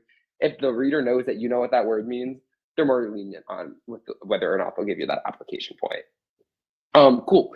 So then you have the application followed by briefly restating the prompt. So that's the creativity part, like tying it all together. And you want to make sure you write the name of the person in the problem every time, especially if multiple people are talked about within the prompt. Then you want to make sure that the reader knows which person you're talking about. Because if there is any ambiguity, you will not. You probably won't get the point unless the reader knows that you know what you're talking about. Awesome. Let's hop over to the next one. So we're gonna kind of walk a little bit through an example. We start with defining a term. So let's use this example, and we're actually gonna have you do this FRQ with us. Janine is relaxing on a crowded beach during a hot day, and suddenly she faints and a crowd circles around her. So the question is asking us to explain how each of these terms may hurt Janine's chance of getting help. And the two terms we're going to use are the just world phenomenon and the bystander effect. So I think if we flop over to the next slide, we have a timer up there. Oh, I'm just kidding. Practice actually comes after the Cog unit. So we're going to do that practice at the end of tonight. Oh, I'm so sorry. You will get a chance to practice. So for right now, we're going to talk about how to actually write it. So the just world phenomenon is the idea that the world is fair and just, and those who do bad will get bad in return, and those who are good will get good things in return. So do you want to take the bystander effect? Yes. So they just go in here and they're like, okay, the bystander effect explains how the presence of others during an emergency diffuses individuals' responsibility for helping and ultimately reduces the likelihood of each individual assisting. And honestly, it really is that easy. Define, take this definition next, put it in some sort of an example or tie it back into the prompt, and that is your apply piece. Perfect. Yeah, get those. It doesn't take long. Write the definition down. Everyone will appreciate you for it. All the readers, at least, and they're the ones who are giving you a number. So I would want them to to like me. Cool. Let's Oh yeah, just make it as easy as possible for your reader. They will love that. So yes. Okay, then we need to. Did we skip one? Oh, okay, sure. Then we need to apply the concept. Yeah, and the application step requires. Sorry, can we go back to that last one? Yeah, the application step requires a little bit of thinking. So you want to remember that the College Board recommends that you add in imagination to your application part to strengthen your analysis. But you don't want to be creative and imaginative to an extent where you're going to ramble on and tell a crazy story that means nothing, adds nothing to your response, and doesn't help you with the points, because you have very limited time. 25 minutes will probably fly by, and you want to make sure you're being very deliberate with how you use those minutes. So be creative and use your creativity to make applications practical, but only add it in when it's needed. And then you always have to connect back to the prompt, which is where the creativity comes in. It's usually that connection phase. But if it's not relevant to the application, you don't need to add in too much more. So now let's go ahead and apply the free response question. Zoe, for what kind of creativity and imagination, we will go over it with this example, so you should be able to see a little bit more what we mean by that. Awesome. So we need to apply the vocabulary to why Janine has a decreased chance of getting help. So this slide's animated. If we want to bump one more up. Oh, now you try. So go ahead, take like 2 minutes and try applying the just world phenomenon to the prompt, which I will restate. It was like Janie is sitting on a beach on a hot day, and then she faints, she passes out. So our first word is just world phenomenon. Our second one is the bystander effect. And for those that are a little confused about that, apply just general rule of thumb: if, then, or because. And those are almost like your keywords into your example. So if this happened, but keep it relevant into the prompt. Then, or because this happened, this could be a potential output. So if, then, because. Yes, awesome. Cool, so hopefully you've had some time to at least think about the application part. Let's check it out. Let's check out the answer. So if Janie had been throwing rocks at a seagull before fainting, the beachgoers may believe that she deserved to faint for what she did. They might think that they should not help someone like Janine who has done something bad because she doesn't deserve it. Similarly, they're going to think that Janine is a bad person. So bad things happen to bad people, and Janine fainted as a result of it. Yeah, Yuji, you want to take the second half of that? Yeah, I'm sorry, I was just getting distracted by our answers. A lot of these were like super clean. I like the because awesome of the answers. just world. Yeah, no, they're good. Okay. Or because of the bystander effect. Wait, did you just read this? No, I did the first half. I don't know. Yeah. Or because of the bystander effect, no one chooses to help Janie because they assume someone else nearby will help her. Both concepts ultimately, but Janine's chances of getting help. So that last sentence is that tie-in back to the prompt, and that kind of just like, it's like a mini conclusion. It seals your deal. It's a cute little bow on top. Yeah, it's a cute little bow. Awesome. Again, head over to the next slide. So when you're actually going to put the response into context, you want to combine that definition and that application and smush them together. And again, this is where the definition becomes so important, because if your application isn't clear, if the reader isn't sure if you know how to apply it right, they're going to be a lot more likely to award you that point if they know that you know what the word means. If they know that you know what the word means, your application is more likely than not going to make some more sense. So the just world phenomenon is the idea that the world is fair and just, and those who do bad will get bad in return, and vice versa. The bystander effect explains how the presence of helping others during an emergency diffuses individuals' responsibilities for helping and ultimately reduces the likelihood of each individual assisting. So if Janine had been throwing rocks at seagulls before fainting, The beachgoers may think she's a bad person. She deserved to faint for what she did. They might think that they should not help someone like Janine, who has done something bad, because she doesn't deserve it. Or because of the bystander effect, no one chooses to help Janine because they assume somebody else nearby will help. They diffuse that responsibility to someone else. And both concepts, at the end of the day, ultimately hurt Janine's chances of getting help. So yeah, with the 7 questions, you definitely don't want to have all the definitions followed by all the applications. You want to keep them together. But for these purposes, since it is a short one, you're cool, define both terms, apply both terms.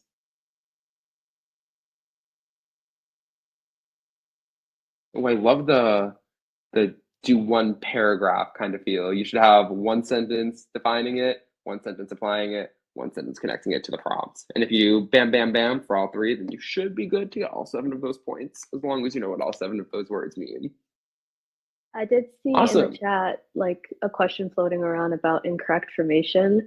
They will not penalize you for incorrect formation within the FRQ as long as it doesn't contradict a piece of information you already have in there. So keep that in mind. Do with that information what you will. Yes, super, super good thing to have in mind. Don't contradict yourself. If you contradict yourself at all, that point is immediately out the window. Even if you're not sure, take one avenue, commit to it. You're more likely to get it right. If the reader sees you contradict yourself, they give you a 0 for that section. Cool. Q&A. Can our wonderful chat hosts throw some Q&As about the FRQ up on the screen if anyone has any? I see one question. Can we say the just world phenomenon is karma? Personally, I would not. You want to explain your words. The reader might not know what karma is. The reader might say if you use the word karma, you don't really know what it is. So you want to give the more standard definition.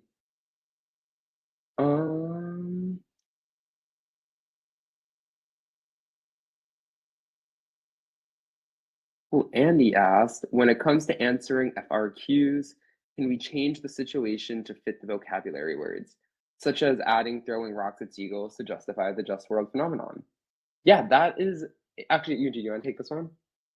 Okay, yeah. So when it comes to changing the FRQ to fit the situation, you can do that in certain contexts.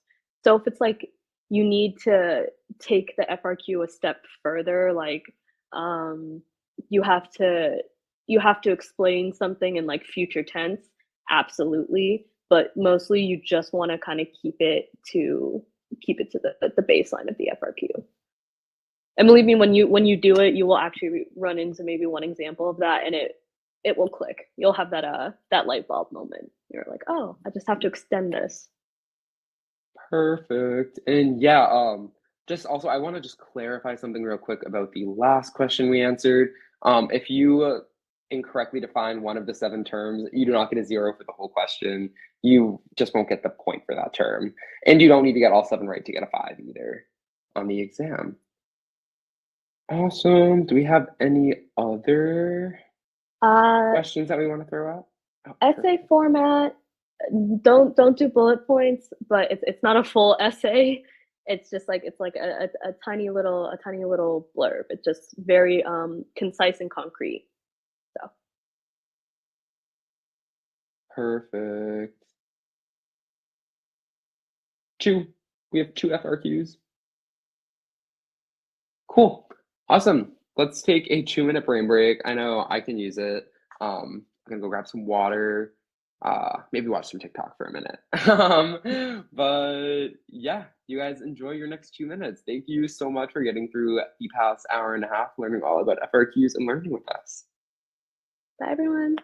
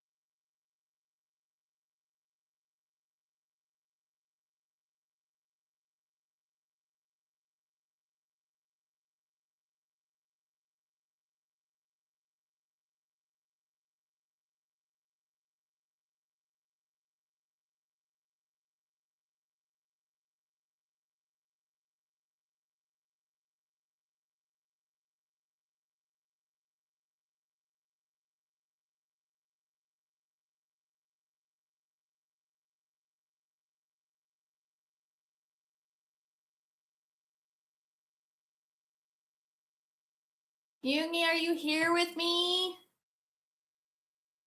I know 2 minutes is not enough, but I really did stand up and I gave like a little, and it was so nice. I loved it. People are still probably rolling back in. But Yoongi, once you're back, drop down here in the main room with me. I also just think she got booted. Oh no, it's just me and you guys now. All right. Wait, are. wait, There she wait, is. Hello. I was like, you're Sorry. not about to do this whole 13 to 17% unit by myself. No, I wouldn't leave you like that. Is your camera on today? Is it broken? What happened? Wait, can you not see me? I cannot, ma'am. It might just I can see you. Wow. Okay. Crowdcast just hate me. Earlier today, I couldn't hear all of that music that was playing earlier. Yoongi, I gotta see you, so I'm gonna try to pop somewhere and see. Okay, I gotta refresh, so I'm gonna leave Yoongi for just a second. Hold tight. All right.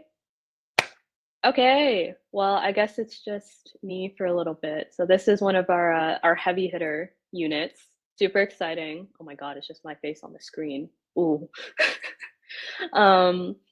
This is probably going to be the most, oh, thank you, Sean. I appreciate that.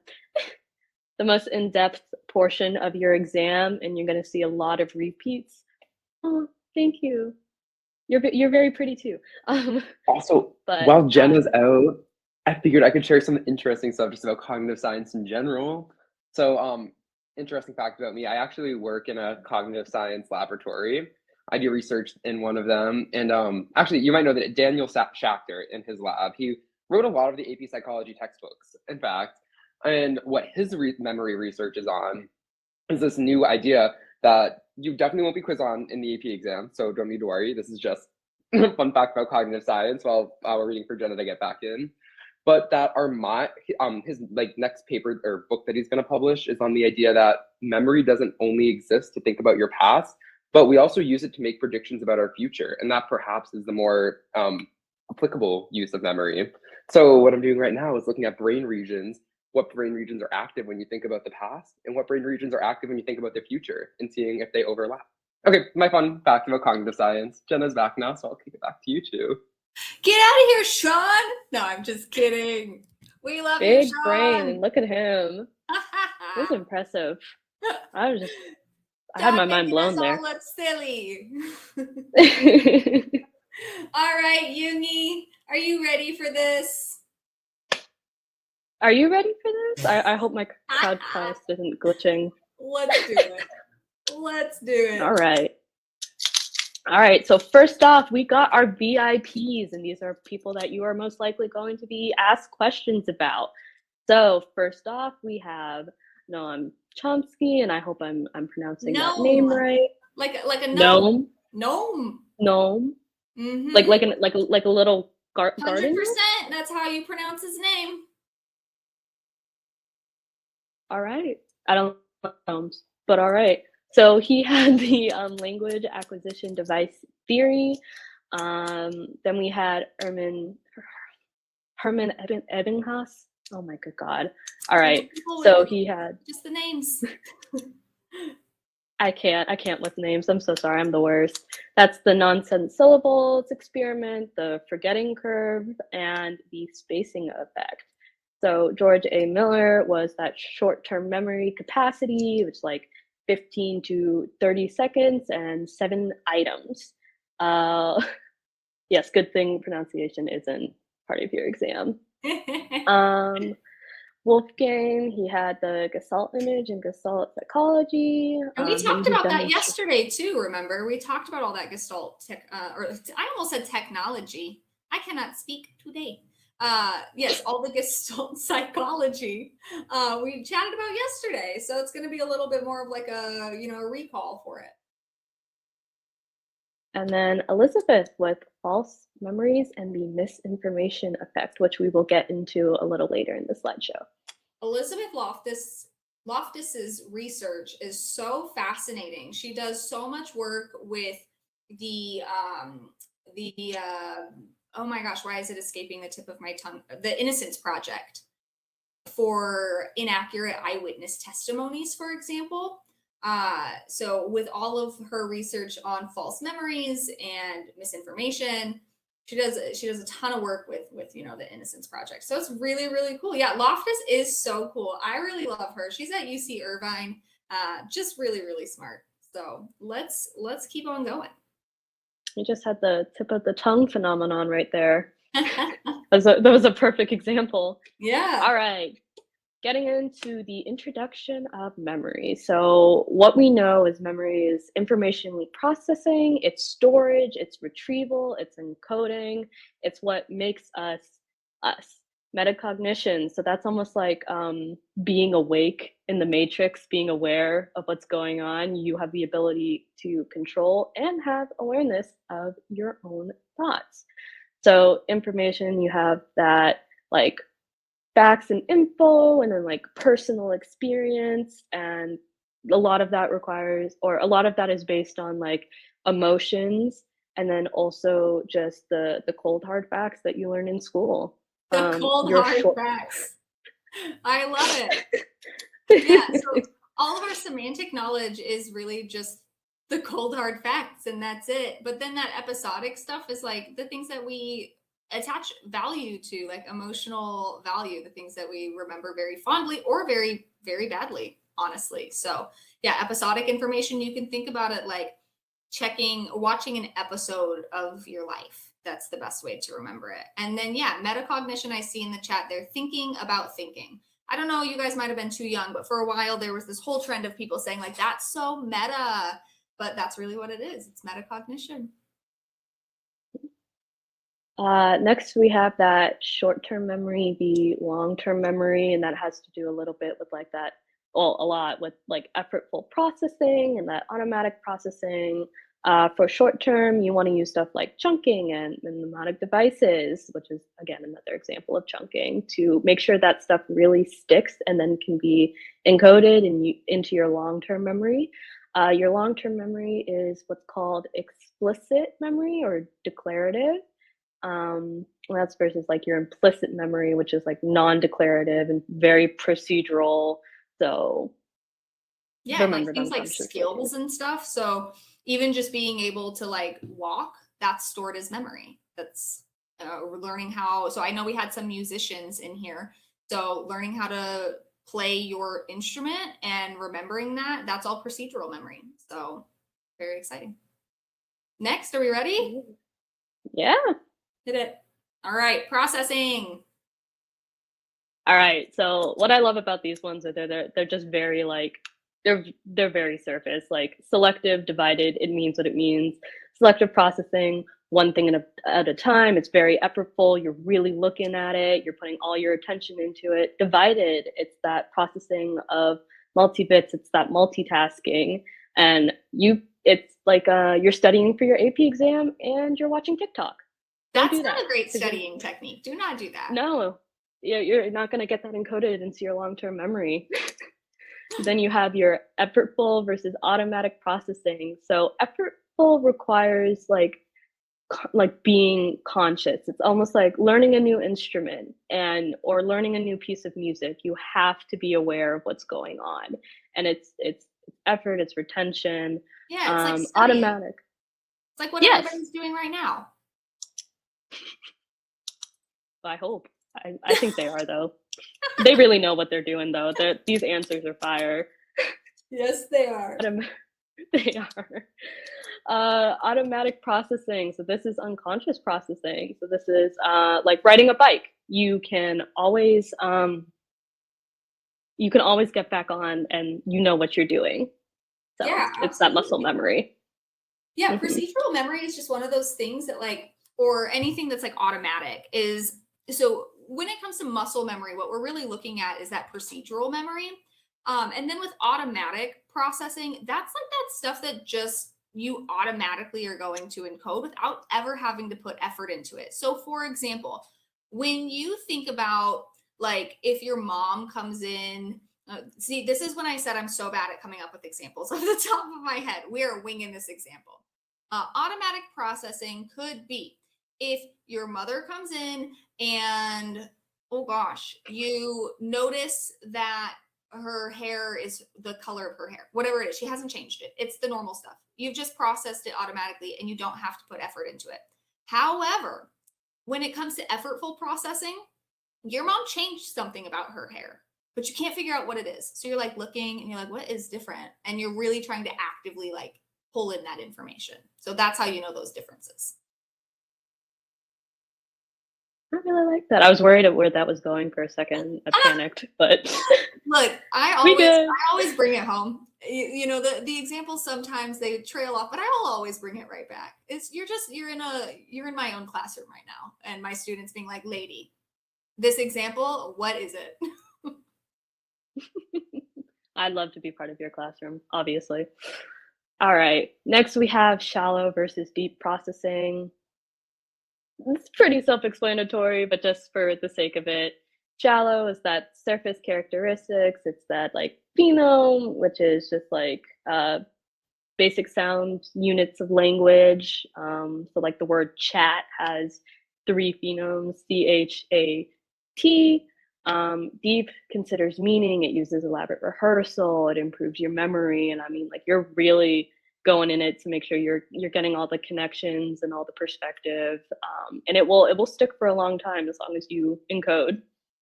Absolutely, encoding is mega important, and we'll talk about that very, very soon. All right, so this is just a little, I guess, diagram of how all of this would work to get into your long-term memory, or if it goes into your short-term memory and then you forget it because you're not, rehearsing it and you're not actively making it stick. So you get your stimulus, goes to your sensory memory, you have that attention. So you're like, okay, effortful processing. I'm here, I'm paying attention. Goes into your working and short-term memory. Now, this is where it can either fly out the window or it can go to your long-term. It's that encoding, and then to make sure it sticks, it's that retrieval and always coming back to it. And then eventually when you need it for a test or you're called upon in the classroom, you got that output ready for you. Yeah, absolutely. So there's information loss at every single one of these stages. So I love that, Zoe. Let's take this to the long-term memory. I love it. Also, if you have your review packet down there, this is in it, and you can fill it out and you can write little definitions and you can place things where they need to go, and it's going to be wonderful. So there's information loss at every single one of these stages. So we encode information, and what is encoded is the stuff that is important and of value, but whatever's not important and not of value goes away. It never actually moves into our like working or short-term memory. Then from our working and short-term memory, the stuff that is processed actively and is going to transition to our long-term memory, absolutely that goes over to long-term, but then the rest of it is lost again. So like you said, it just goes, it just leaves. Flies out the window. Flies out the window. So we're losing information all the time, all the time. Are we good on this one? I think so. The only thing I'd say is just make a note. We'll come back to it. There's something called encoding failure that can happen for your long term, and that's just like the occasional failure for that memory link in your brain, and it can be facilitated for multiple reasons, but mostly trauma or like the use of substances in the brain. A lot of that will account for that encoding failure. Yeah, we also have there's just day-to-day encoding failures that are really interesting. So I'm going to give you guys a really fun example when we get to it about some encoding failures. I don't have the images here with me, but I'm going to have you think about it. All right. So let's look at the types of information that we can encode. Now there's 2 forms of sensory memory. So there's more than 2 forms, but there's 2 important forms that we're going to talk about: the iconic memory and the echoic memory. So iconic is visual. Just remember that. Iconic is going to be visual memory. This is everything that you can take in with your visual senses at any one point in time. So every single wave of light that is hitting your retina, that's going into your iconic memory. Now, only the things that are important or processed actively are going to make it any further into our attention. But when it comes to iconic memory, that's literally just anything that comes into your visual system. Echoic memory, on the other hand, is your auditory sensory memory. So anything that comes in auditorily into your ears that you hear, or any, again, now a sound wave that hits your ear, that's going to be your echoic memory. Interestingly enough, echoic memory actually lasts a little bit longer than iconic memory. Have you ever had the phenomenon where someone says something and you didn't hear it, but then they say to you, like, your name? They're like, hey, did you hear me? And your immediate first response is like, no. And then you're like, oh, wait, yes, I did. That's because your echoic memory lasts way longer than your iconic memory. So just a little fun fact that we've got there for you. Oh no, I lost Yumi again. Oh no, she's gone completely. It's just you and me, guys. All right, let's talk about semantic encoding. Oh, this is so much weird. And I know I've been here for so long, but this is so much weirder just doing this on my own. All right, semantic encoding. What we do with semantic, she's back. Sorry guys, I'm having it's raining really hard where I am, and my Wi-Fi is not having it right now. Photographic memory does exist, actually, and it's really, really fascinating. So somebody asked this in the chat about photographic memory. My teaching assistant this year actually has a photographic memory, and he uses his is more like with related to art. So he has a photographic memory, but then applies it to his art, which is really, really fascinating. But yeah, photographic memory absolutely exists. It is real. That's a fascinating one. We left off on semantic encoding, if you wanted to take that over. Oh, okay. So semantic encoding, that implies meaning and context to information. So this is kind of like one of the deepest levels of processing. Thinking, and just like that example of like soccer is a sport, bananas are yellow, peaches are pink. It's like it's very just you're getting all of that in. Did you go over short-term and working memory? I didn't get that far. You were only gone for a hot second. Okay, I was like, I don't know. Everything's lagging, so I'm a little worried, but that's all right. All right, so maintenance rehearsal. That's repeating information until you retain it in your working memory. So this is shallow processing. It hasn't yet entered that long-term memory yet. You just want to right now repeat it until you can get it to stick. And then you have the elaborate rehearsal. So that's building associations between information. So you're learning plus info you already know. Some people, I guess, can call this like dual coding sometimes. You can use mnemonics, chunking, imagery, self-references, and this will actually help you get whatever information you need into your long-term memory. Yeah, absolutely. So I know that we're talking about all of this information right now, but you can use any of these tips to also study for the AP test. So things like, I don't know if you can use chunking necessarily, you might be able to, but things like imagery and mnemonics and self-reference, like apply it to your own life. That's really, really useful for remembering when it comes to, any of this content. So semantic encoding is applying like personal meaning to information. Oh, now I'm confused. Can you re-ask that question, Amy? And then when it comes to like maintenance versus elaborate rehearsal, I want to like provide an example. So have you ever been taking a test or you're preparing to take a test? It wouldn't happen on the AP test, but you get your little Scantron and everything, and there's information that's been at the very forefront of your mind. And you're like, if I don't keep repeating this to myself until I take this test, it's going to leave my mind. So when you get your little Scantron or whatever it is, you write it down on the back because you're like, I'm going to forget it. And then the second you take the test, it's gone out of your mind and you've completely forgotten it. That is maintenance rehearsal. That's information that's not truly in there, but it's at the forefront of your mind because you're actively working on it, and it's just not going to be stored in your long-term memory. I know that this happens because my students always turn in we use a Kindi. There are Kindi sheets with little notes on them at the top because they're wanting to remember those little things and they don't want to forget during the test. So I pass out those sheets and the students immediately like start taking notes, and I'm like, hey, You're supposed to have it all up in there already. That's your mate. Another way you can think about it is like if you get you change your phone number and you're trying to get it into your working memory, or you need to remember someone's address when you're going over to their house and you're like, is this 207? It's 207. Gotta write it down. 20764. Yeah. Absolutely have to write it down. No, writing on your AP test is not allowed. But I was talking about my own students. All right. We are back to looking at these structures of human memory. So when it comes to, we've already talked about sensory memory, short-term memory, which has a component of working memory, and then long-term memory. We can also break down long-term memory with some of those terms that Jungi was talking about earlier. So things like explicit versus implicit.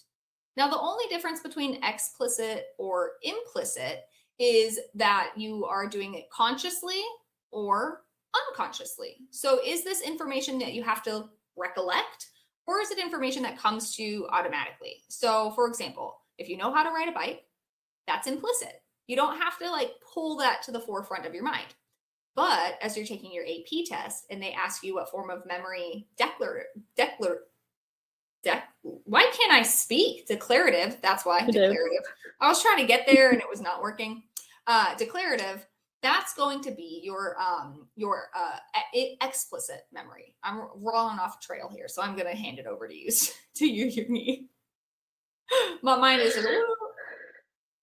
Okay, so when you get to that split between that explicit memory and your implicit memory, so you have your unconscious and then you have your conscious. Your declarative memory, which is like the cold hard facts, events, and then you have your episodic memory and somatic memory. This is where it's split. So you can use both, which is facts and concepts, so like rote memorization, and then events and experiences to come back to either answer questions or remember information. And then along with your implicit memory, which is your unconscious, this is your procedural memory. So these are the tasks that you remember doing. Like, I don't know if any of you have ever filled out an SAT, like the pages beforehand, where it's just like, you write your name, you write your last name, your address, all that jazz. But it's almost like a rote memorization or muscle memory at this point, because you've just done it so much. That would be horrible. I don't like that. Yeah, it would be horrible, wouldn't it? All right, moving on. Recall versus recognition. Now, this is one often confused or two often confused terms. And the only difference is whether or not you have context cues in remembering the information. So when it comes to recall, you need to bring that information up into your mind without the assistance of words in front of you or clues in your environment. An example of the recall would be the FRQs. You don't have the options in front of you to choose from. However, with recognition, this is like your multiple choice questions. So with recognition, they provide you with options, and all you have to do is match it to, what the accurate answer is. So with recall, we are dragging it from the depths of our brain with no help whatsoever. But with recognition, we are just matching, making sure that we know, that definition matches this in front of us. So that's your FRQ versus your MCQ. Good? All right. Yeah, that was perfect. Okay.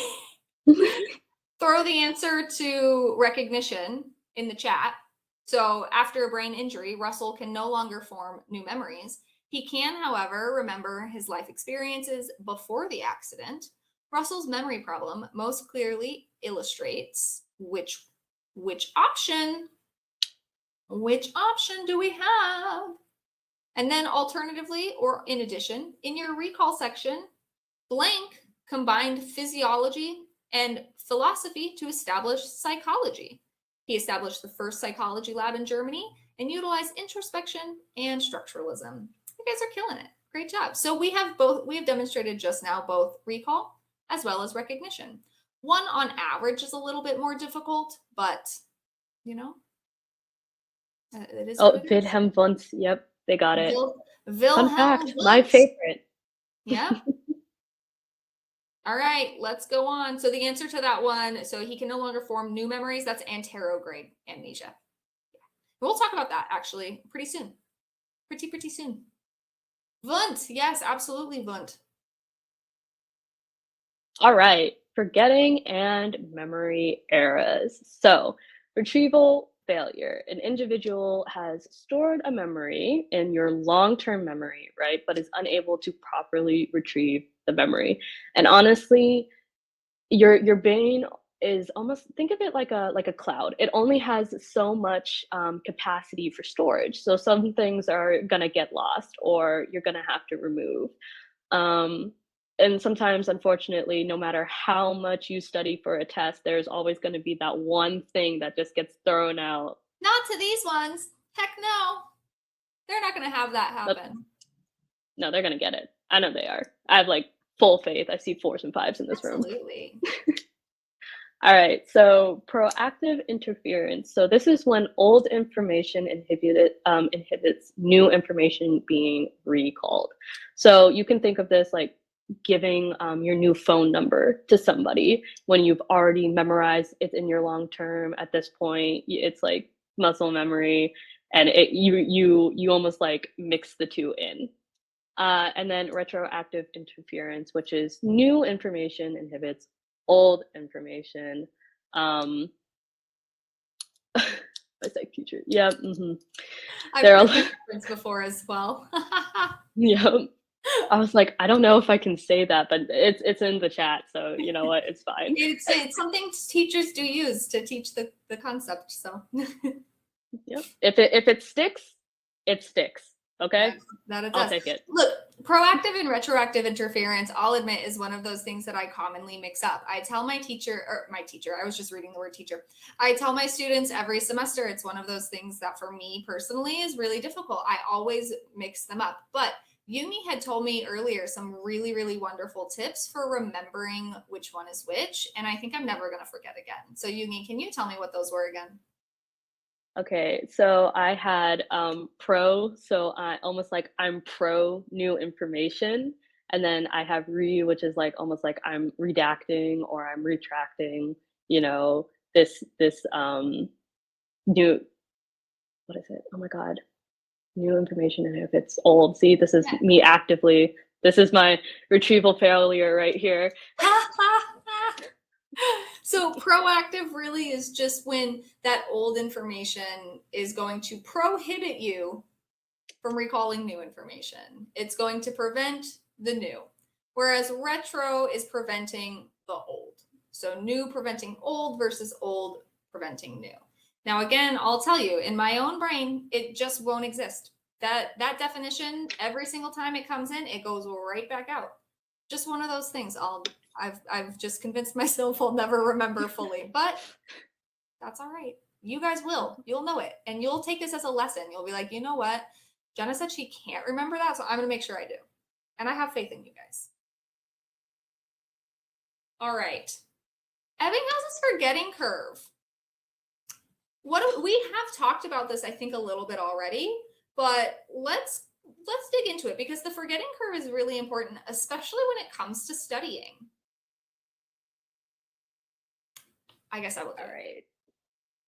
I'm glitching, so I don't even know if you're talking. Nice. But I can take it if you'd like. It doesn't matter. It's up to you, Yungi. All right. The only thing I will say, and then I'll let you take it over, because I know how you like doing your little graphs and stuff, is this is when you get this information, it's like almost like this lapse of time. So 75% of the information you have just learned, if you don't do that active retrieval, if you don't recall it, if you don't like make it stick, it will be gone within like the next 20 minutes. And that's that curve in that time lapse. Yeah, absolutely. So slay all day. Okay. With the forgetting curve, this becomes really, really important when it comes to studying. So you guys are already ahead of the curve, because you're coming in every single night and you're studying multiple times over like a larger period of time. Because when you just study it once, a lot of that information is going to fade away. So unfortunately, like Jungi said, about 75% is lost rather quickly. So we lose a ton of information that we learn within, I think it's about 20 minutes, we lose a large portion, and then within an hour, we lose another large portion. But the cool thing is that if you keep continuously studying, you space out the learning of that information, you actually see new peaks that come. So there's like a peak and then a fade, and then a peak and then a fade. And you guys are doing a great job by coming in with us the 5 nights before your AP test, because those peaks are just going to keep happening, and you're going to be so prepared for your AP test. I just know it. I just know it. Okay, serial position effect. Yes, that is the spacing effect. Absolutely. So serial position effect. This one is, I think the terms are pretty straightforward. I'm going to be honest. I think once those terms within the serial position effect are pretty straightforward. So we have a long list of things. Primacy, meaning first. Recency, meaning most recent. So first on the list is obviously not the most recent as we go through a list. It was further away. And then recency is the thing that we've seen most recently. So the primacy effect says that information that's presented at the beginning of a list, earlier, first, is more likely to be remembered. Whereas the recency effect says that information that's presented most recently to when we're trying to recall it is also more likely to be remembered. And what we see is that there's just this huge dip. Anything that's in the middle, anything intermediate, is really difficult for us to remember. So primacy, again, first, easier to remember. Recency effect, most recently, easier to remember. So primacy versus recency. Those terms are like super, I think, straightforward for us. Yeah. So First, I think that's last, middle. Yeah, absolutely. Rakesh, that is an excellent example. Think about this like remembering presidents. We all know who the first president was. We all know that. We all know who the current president is. But do you remember the 15th president? I don't. The 26th? I certainly don't. So it's easier to remember the things at the very beginning and look at you, and the very end of the list. My right. A-Push presidential card right there. Look at that. Okay, I saw some questions about, look at you guys with all of your presidents. Amazing. You guys definitely do know the 15th and 26th presidents. You proved me wrong. All right. I saw some questions about amnesia. So let's get into amnesia. Jungi? All right. So first off, we have that retrograde amnesia. So this is most likely to occur after a traumatic event, be that emotional or physical. And this ends up being an inability to remember that old information. You see it a lot in like movies. Yeah, or you do. Or Netflix. Mm-hmm. Yeah. So when I think of the retrograde amnesia, one of the funniest things that I think of is, and I know every time I call out to my students about this, there's maybe like 3 of them that know what I'm talking about. But Men in Black, the deneuralizer. If you know what the deneuralizer is from Men in Black, let me know in the chat because I want to know. But what I find overwhelmingly is that you guys do not know what the deneuralizer is. But basically what happens is the Men in Black come in and they like blast you with the deneuralizer and you forget seeing all of the aliens. And so that is a pop culture reference for retrograde amnesia. Anterograde amnesia. Yes, Men in Black, thank you so much. Honestly, my students, I had 150 this semester and 3 of them raised their hands. And I thought, oh gosh, I need to update my references. All right. Men in Black is iconic. I'm so sad. Vintage pop culture. Mm-hmm. Ouch. Vintage. That's so rude. That is so rude. Or Hermione's spell on her parents. All right, Harry Potter takes the cake once again. Perfect. Yes, that actually, I did ask my students for like a more relatable example, and that's the one. So Hermione's spell on her parents is the perfect example, pop culture reference of retrograde amnesia. When we get to anterograde amnesia, however, this is literally the opposite. So tell me about anterograde amnesia. You know, just AP call out. So this is this kind of application piece and also has to do with that forgetting curve but then we're going to get into it. So how is retrograde amnesia different from the Freudian repression? So that like defense mechanism. And you can really think about this in the emotional sense, or that emotional traumatic event versus the physical. And that's like your trauma and you're repressing those memories. Now, a lot of research have come out that's like, that's BS. Don't believe that, but this will appear, all his defense mechanisms will appear on the AP exam. So heads up on that. Yeah, absolutely. Thanks for reminding me about that because I skipped right over it. Thank you.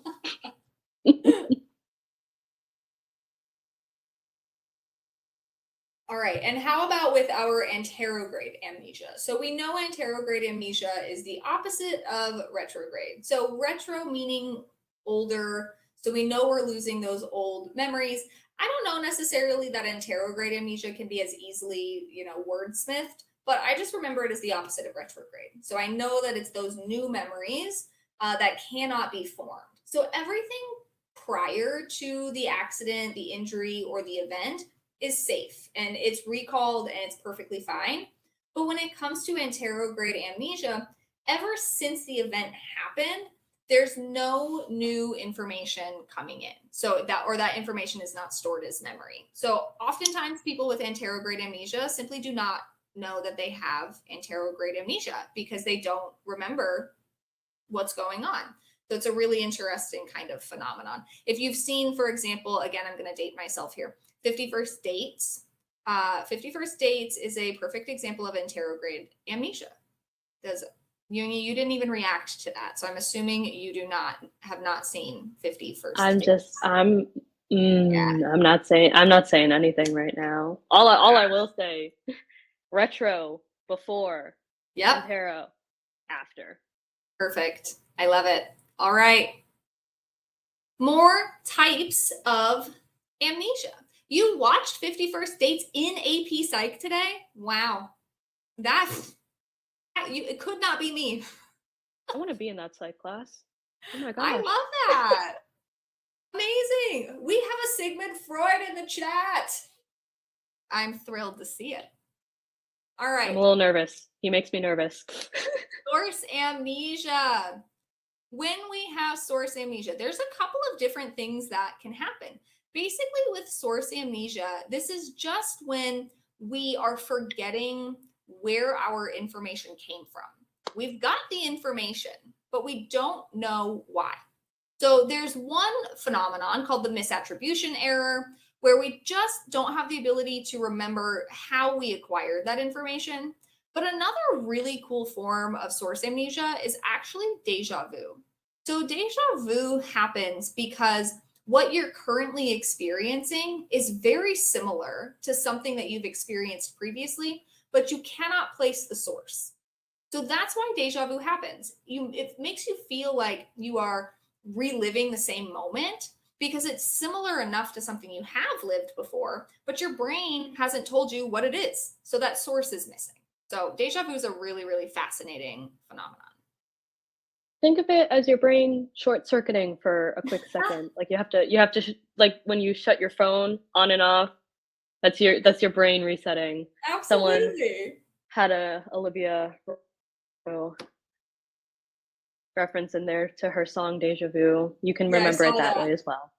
I saw that. All right. Dr. Elizabeth Loftus, fascinating researcher. Again, she's at UC Irvine. I know with AP Psych, a lot of the psychologists we talk about are like long gone. Elizabeth Loftus is actively doing research right now. So we got to remember, time and place. This is modern research. This is current. So she does a lot of work with crime scenes and eyewitness testimonies, like I mentioned previously. Lots of work with the Innocence Project, basically showing that our recollection of events really is not that accurate. We're pretty bad at accurately remembering information. So there's some really great videos online of, like, for example, eyewitness errors and how subject we are to just completely forming false memories or altering our own memories based off of, incomplete information or nuanced information, or even, different information. So yeah, absolutely. Elizabeth Loftus, wonderful. Can I add one thing to Please our do. Elizabeth Loftus? I don't even know what's happening right now, but everyone's like, we love her, because we do. But think of like the leading question. So if we had someone who experienced a traumatic event or was an eyewitness to someone, and then we had a therapist that was like, what happened? And they were to ask something specific about a situation and then assume something, that kind of false information may seep into that person's brain and alter it, therefore making them an unreliable witness. 100%. Elizabeth Loftus and her team have actually implanted entirely false memories into their participants of being abandoned and lost at like a mall, for example. And the participants will literally recall that happening after they implanted that memory. So completely false memories can be implanted into people. It is fascinating. All right, Yumi, you're going to take it away on our intelligences. All right, so Spearman's general intelligence, and I'm gonna crack out my speaker notes for this because this is super fun.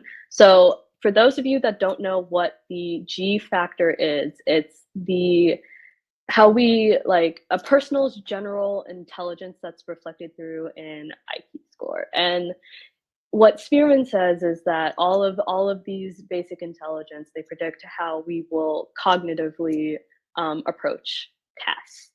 So now for primary mental abilities, you see, I'm so bad. I write these in like all different places. All right, this is Thurstone's. I see them. All right, so these are the 7 abilities of inductive reasoning. So they range from associative memory and so on. He wants to say that intelligence is more than just verbal and mathematic skills, and that it is equally important for all humans to have adaptability to certain situations, to pivot so that we can approach all situations almost like with a fail-safe. We're not just relying on like one form of intelligence.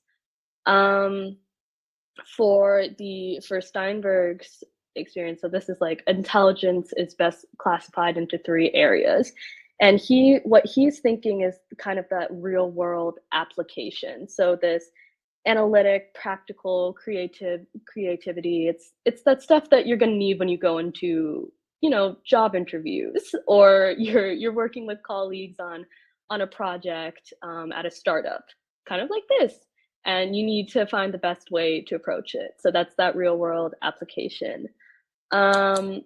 As for the multiple intelligence theories, this one is one of my favorites because it really hits on not limiting everybody's intelligence just to mathematics or how well they perform on standardized tests. And it's made to empower learners, not to limit them to a single modality. And that can go anywhere from like musical rhythmic to naturalistic. And we're not putting people into a box.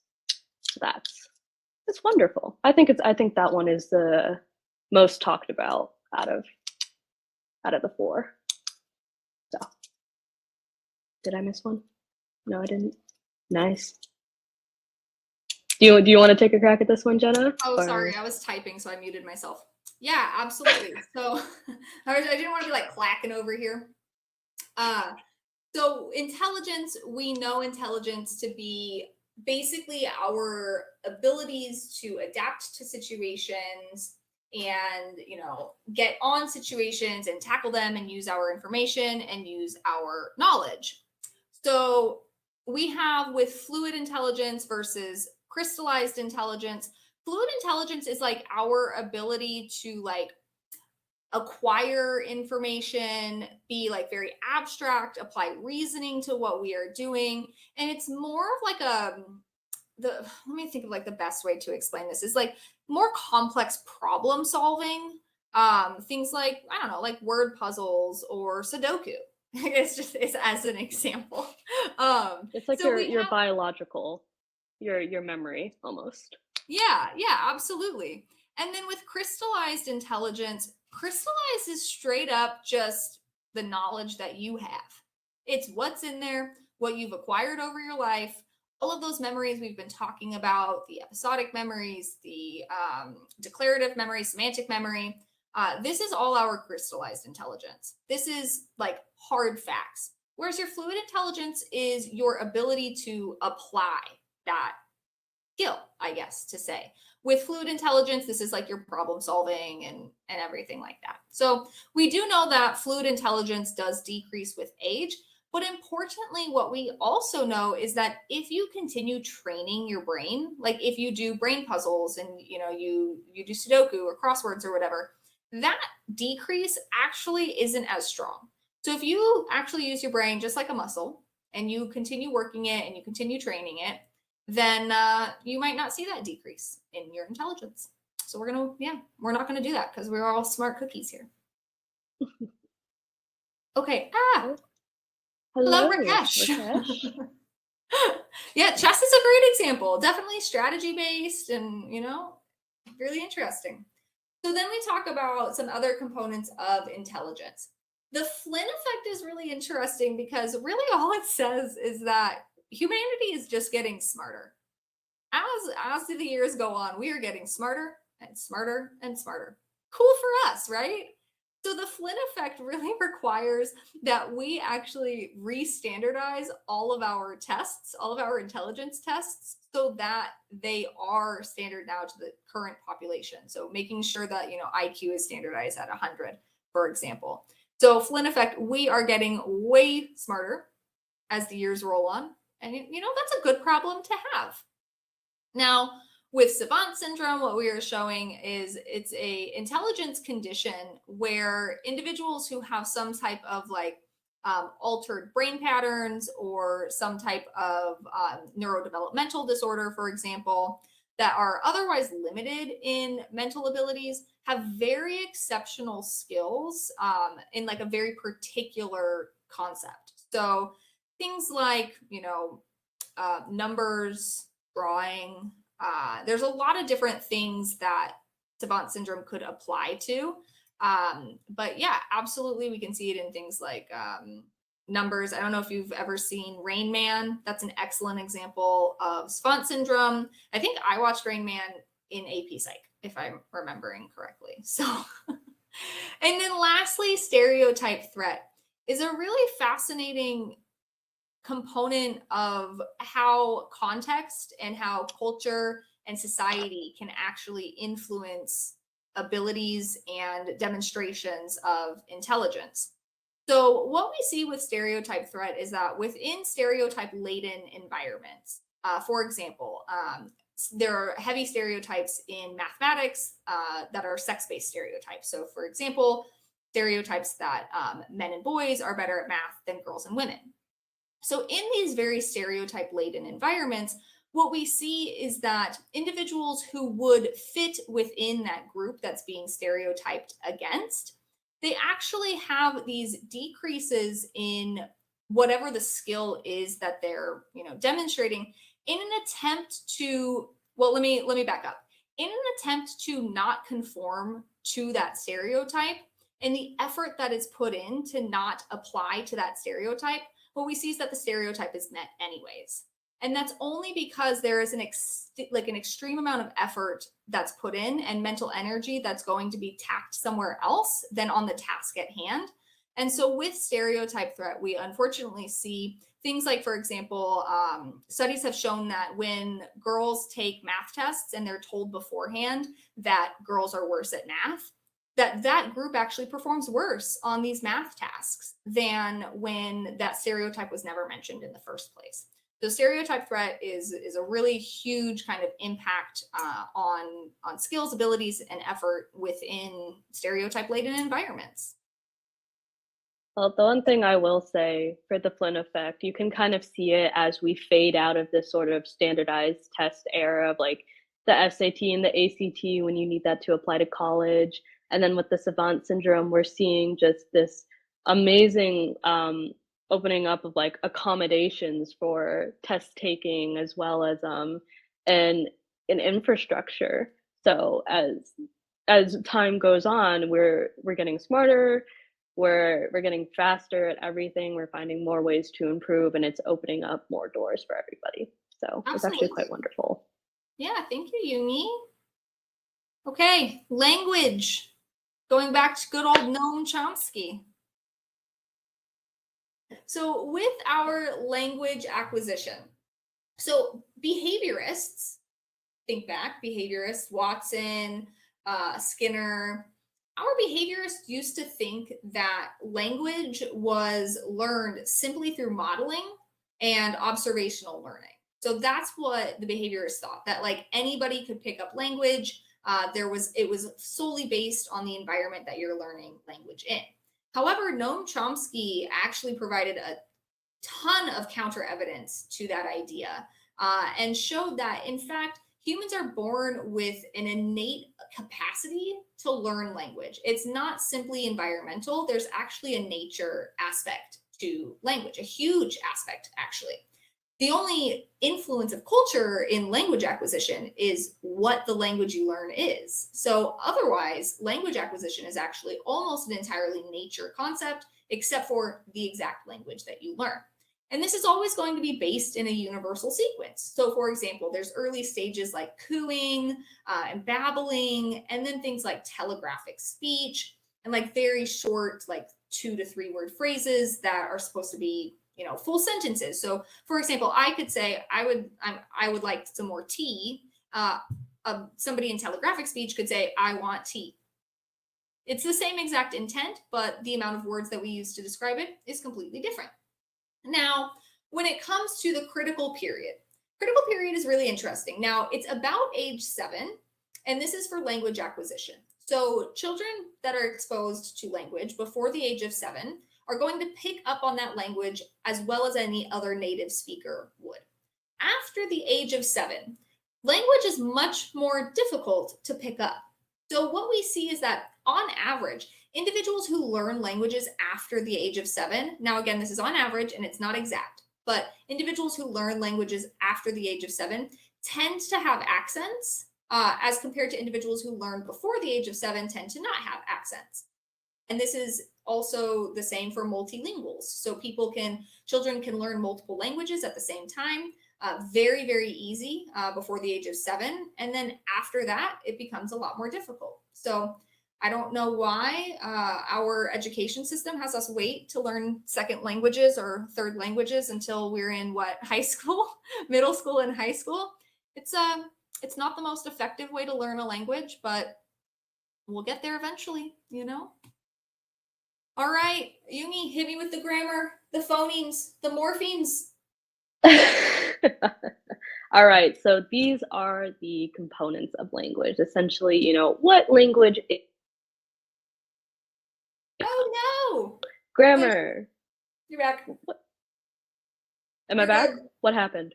You just cut out, but you're all good now. Oh, sweet cheese and crackers. We're doing great. All right.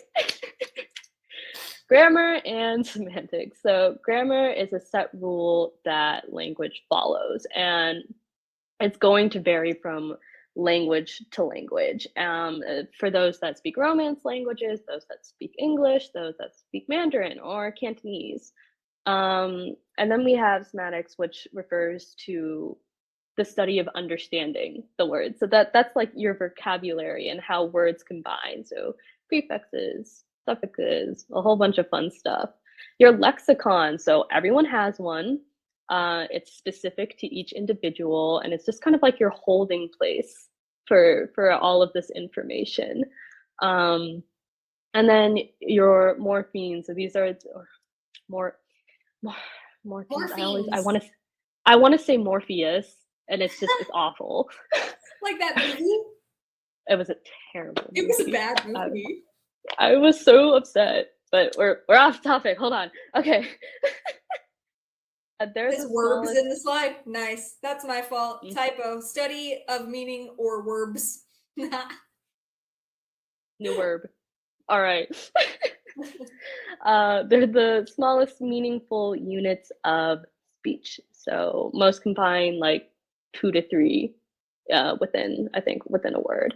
Your syntax is the way that you order words to make a sentence. And again, unique to each language. So for Mandarin, you'll see time, subject, verb, object, versus sometimes we'll go subject, verb, time, object, or English, a whole bunch of stuff. Really awful language to learn is your second language.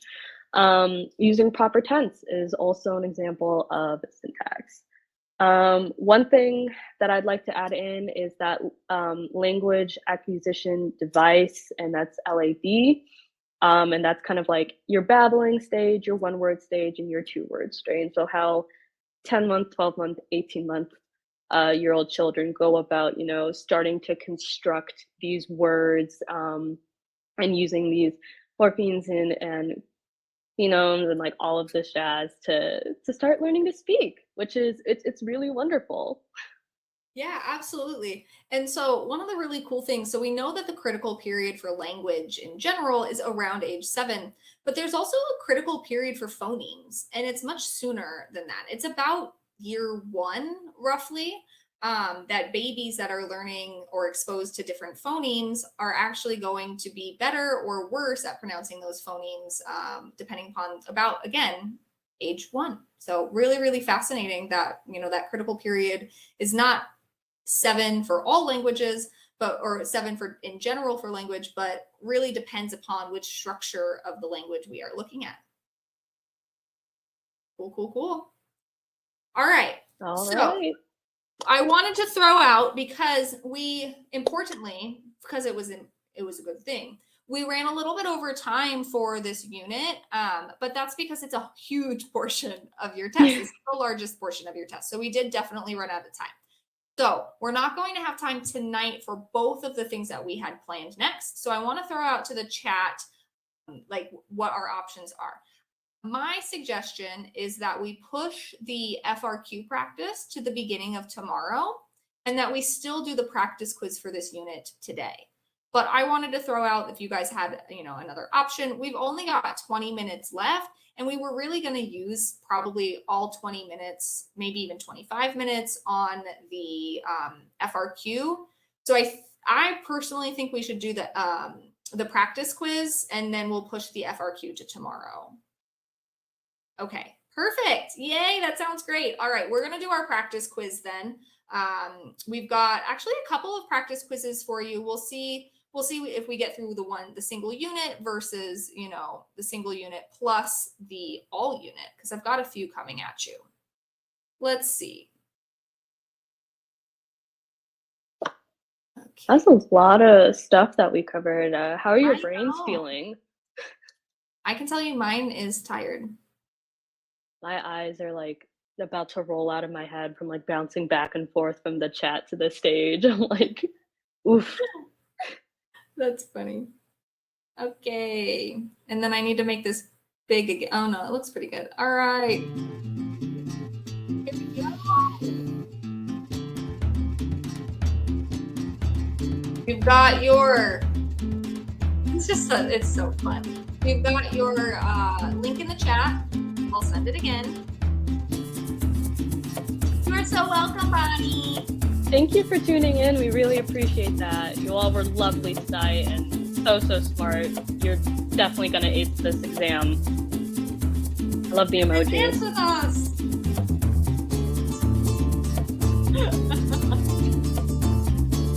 I just really like this music better than Kahoot. It gives it a run for its money. Honestly, it's these emojis I just love them. I am also ready to engage in stage 2 on run. I love it. Okay, let us start. You can still join if you haven't gotten in yet. Which type of memory involves the retention of personal experiences? Declarative, episodic, semantic, or procedural? Declarative, episodic, semantic, or procedural? Let's get it. You guys are killing it. I love, honestly, it's just the emojis. It's when it hits you with this one. nostalgic. That's what it I is. love it.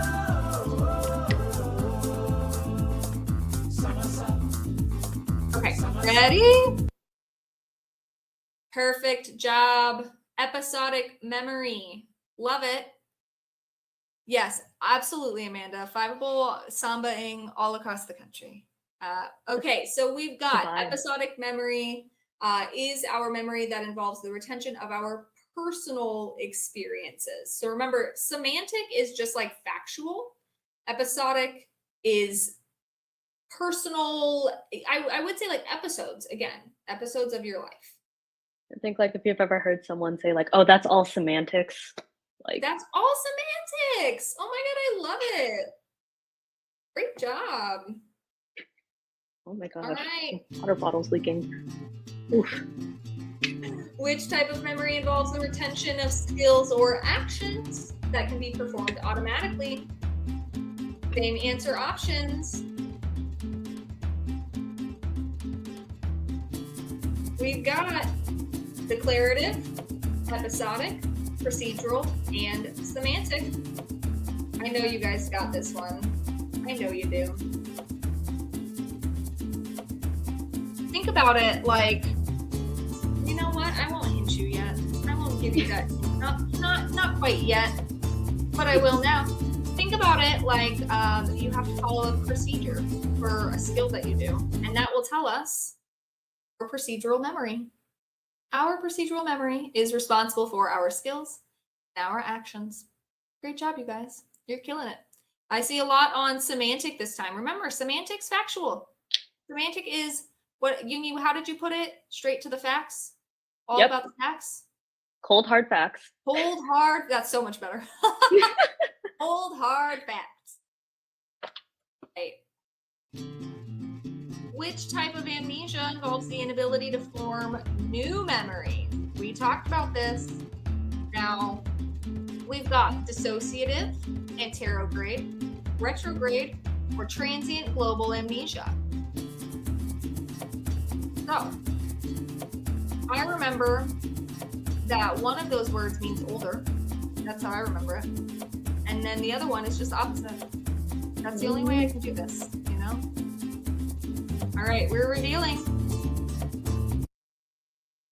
87% of us said anterograde amnesia. Amazing job. The remaining said retrograde. So I want to throw out, and remember, retro means older. So we are losing older memories, whereas anterograde is, you know, the more recent memories since our event. The after. A after. R retro. Yep. All right, here we go. Troy just moved to a new school in the middle of his junior year. He's given a locker combination, but keeps entering the combination from his old locker before he remembers his new combination. This occurrence is referred to as proactive interference, encoding failure, anterograde amnesia, or retroactive interference. Now I'm going to tell you, this is the one I can never remember. But Yumi came up with a great example. And then, you know, the chat's going off with that weird way that you can remember these. But it's effective if you want to. It works. If it works, it works. You know, anything that it takes for that 5 on the test. Anything it takes. This is actually the opposite of amnesia, right? It's not necessarily the opposite of amnesia. It's just a form of forgetting. So, just a form of forgetting here. All right, we are ready. Proactive interference. Great job. See, this is a tough one. Proactive versus retroactive interference. I know this one is rough, and that's, you know, reflected in an even, we got a 2/3 and a 1/3 split here. It's a tough one. So proactive is we are going to be this new, or the old information is interacting with the new. So old inhibits new. That's pro. New is inhibited. So I know it's a tougher one. Might end up just having to do brute memorization on that one. Hasn't worked for me yet. So use the acronym. Use the PO acronym. The P hyphen. Yeah. Star asterisk.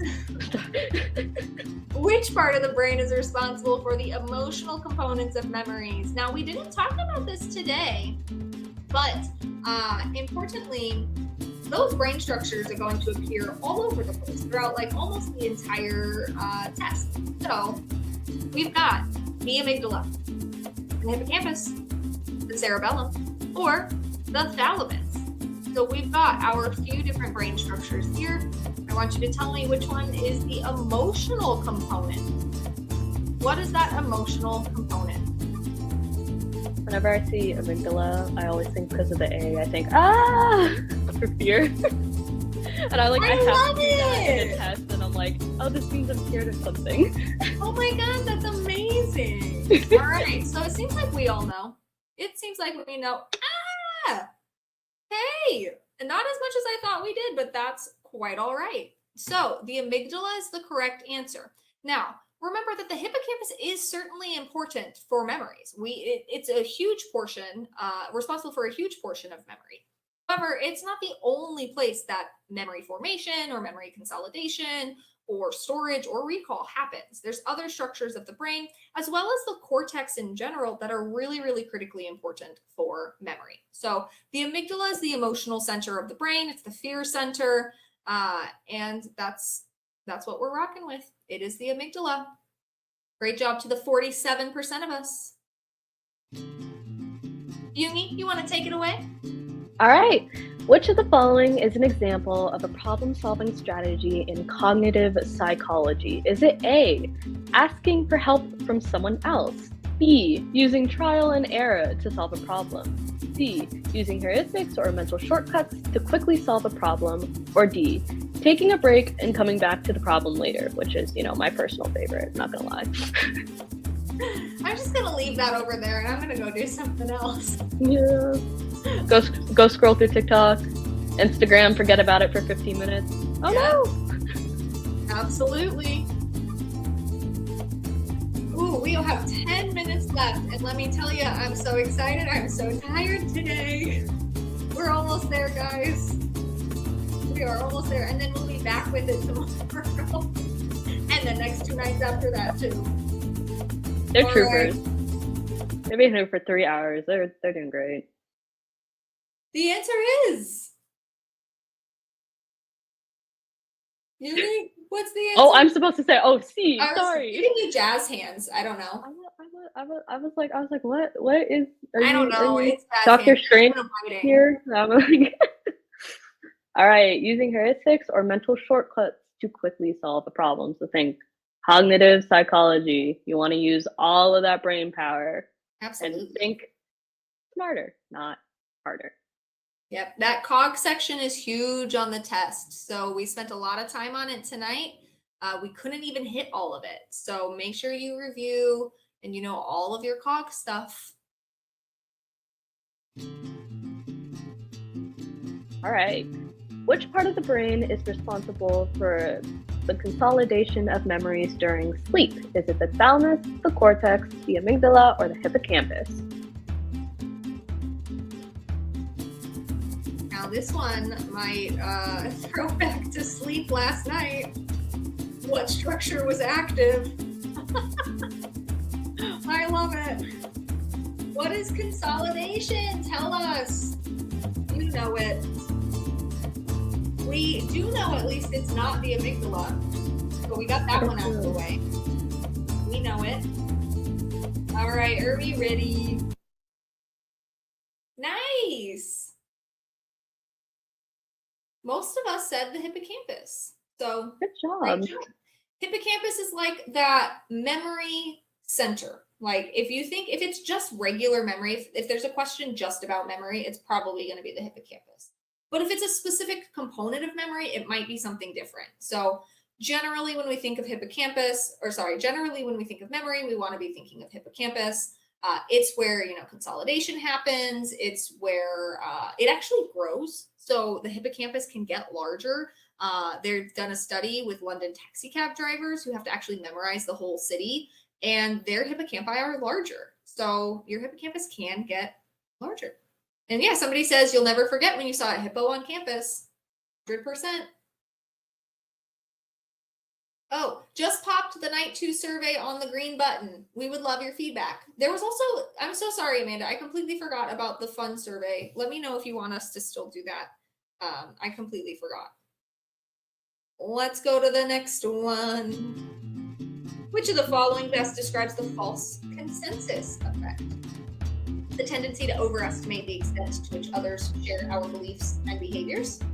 The tendency to make judgments based on the most recent piece of information encountered.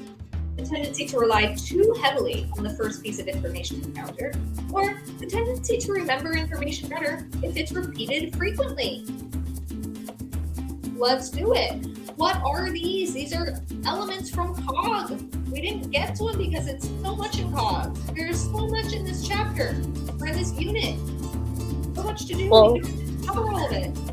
We'll go over it real quickly after this, but right now just use that gut feeling if you don't know. Got it. The tendency to overestimate the extent to which others share our beliefs and behaviors. So remember, there's a call out between units in this one. So this kind of feeds into some of that social psych stuff. We've got some like Cog stuff here too. So we're going to talk about heuristics and different kind of like cognitive functions. Overlap between units, absolutely. All right, we've only got a few more minutes left. So are we ready? Okay.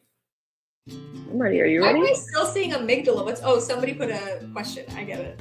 I thought it was an answer to one of our questions. I was like, Did you just panic? Yeah, am I off on this chat? What's happening? Okay, which theory of intelligence suggests that there is a general intelligence factor that underlies all specific mental abilities? Love amygdala. Amygdala is superior. You're distracting me with the amygdala comments.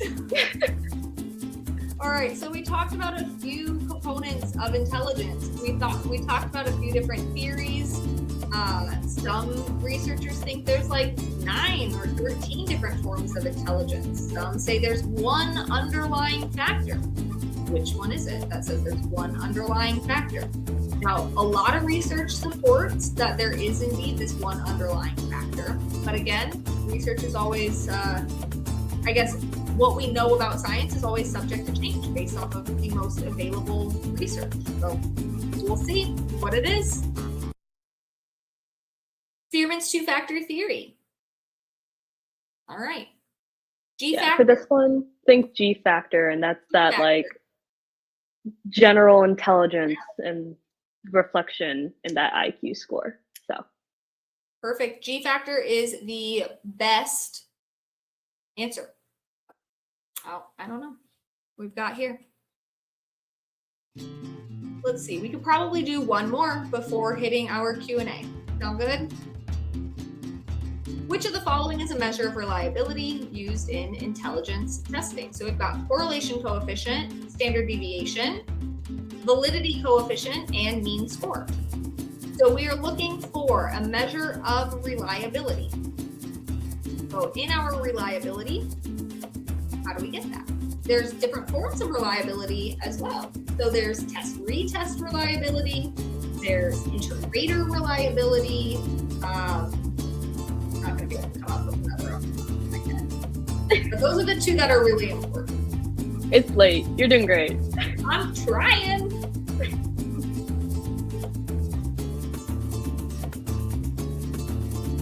Almost there. All right, reveal. Perfect job for 20% of us. Reliability is assessed by a correlation coefficient. Think Pearson's correlation coefficient, Spearman's correlation coefficient. Amanda, did you want to hop in? Sorry, I came on too early. You guys can finish. I was just gonna help, like finish it out, and I'll give you a little fun quiz. But after this question. Perfect. So it looks like we kind of struggled with this question a little bit. So importantly, reliability will always be assessed by a correlation coefficient. It's the correlation between, one test and the next test. Correlation between your own responses and somebody else's responses towards you. Correlation coefficient is like the Pearson's or the Spearman's correlation coefficient. So we are assessing the relationship between two variables. It could be positive, it could be negative. We actually talked about this. Maybe it was in a dress rehearsal, so never mind. But yeah, absolutely ranges from -1 to +1. Values closer to 1 are stronger. Again, positive or negative are stronger correlations. Values closer to 0 are no correlation whatsoever. Fun fact, psychology tends to be one of those sciences where we have relatively weak correlations. It's really, really difficult to predict human behavior. There's a lot of different things that go into predicting human behavior. When we find strong correlations, we're real excited about that. All right.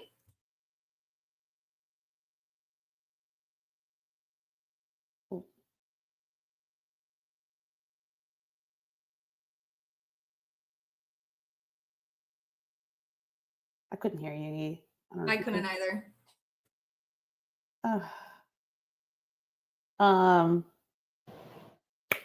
Y'all, we did another 3-hour night. I'm so proud of everybody, all the hosts, all the audience. Y'all have been studying. You studied AP Psych now for 6 hours with us.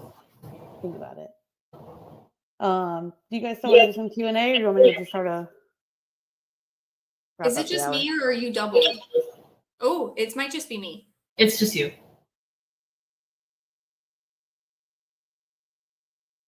Okay. Well, I'll help you. I'll help wrap up the hour, and then we can do more Q&A in the next couple of nights too. I do hear the echo.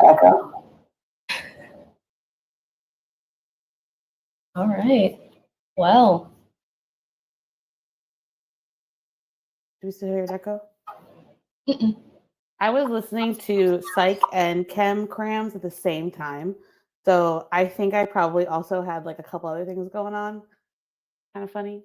But like literally like high fives just like all around. This is just so dope. Everyone, thank you for coming out. We appreciate y'all. Can I just share my screen really quick? For those of you that are still here, this is like a tiny little like fiveable insider question. So we're making an AI bot that's called Pep, and you know, like the little pepper for crams. And it's coming in the fall, but it'll be like available soon for Fiveable Plus. But we were debating while you guys were practicing Psych, we were debating what Pep should look like. And so I made a little quick poll for you to help us decide. The shook pepper. Oh my god. This is what happens when you have access to like Dolly and stuff, and then you make just really silly things. The Shook Pep has been an inside joke for us in our Slack. But if you look at the poll tab, you don't even have to put the B or D in the chat. You can just actually vote in the poll tab. And that will help. I'll take a screenshot of it. So I honestly love that Shook Pep. That is the cutest thing. It's just like the little arms and legs for me. I love it. Okay, it looks like D is the winner. Yay! Well, I also asked the chem cram too, and so this will just forever be this thing on Fiveable where you're like, I was part of that cram session when they chose that. That was my vote that did that. What did Chem choose? Shook Pep. I love it. It was actually about the same, the exact same percentages. What is that called in distribution? Oh, thank you. Yeah. I've learned a lot. I don't know about y'all. I've learned a lot tonight about Psych. I've learned nothing about Chem because none of it actually stays in my head. So it is what it is. But really appreciate all of you. Like we said, the Night 2 survey is linked below, and an email will go out as well with it. Really helpful for us to just like, keep learning. But tonight was really, really awesome. And you can still watch last night's replay. If you go back to the lobby in Crowdcast, you can click night 1, and then you can watch this replay. It's just when we're done. Any other last minute? I'm still like just scrolling through the chat of just letters. I'm trying to get to the bottom. I have 130 messages. I cannot keep up. It's definitely a lot. We answered last night in the chat. There was like 4,000 chats or something. in Oh just my the psych one. goodness. Thank you all so much for coming. You've been wonderful today. It's been delightful teaching you all yet again. And we look forward to seeing you tomorrow. Same. Get some sleep. Drink some water. Get some rest. Let those brains take a break. All Sounds right. good. See Time's y'all up. around. See you Good luck. tomorrow. Goodbye. Bye. Bye, everyone.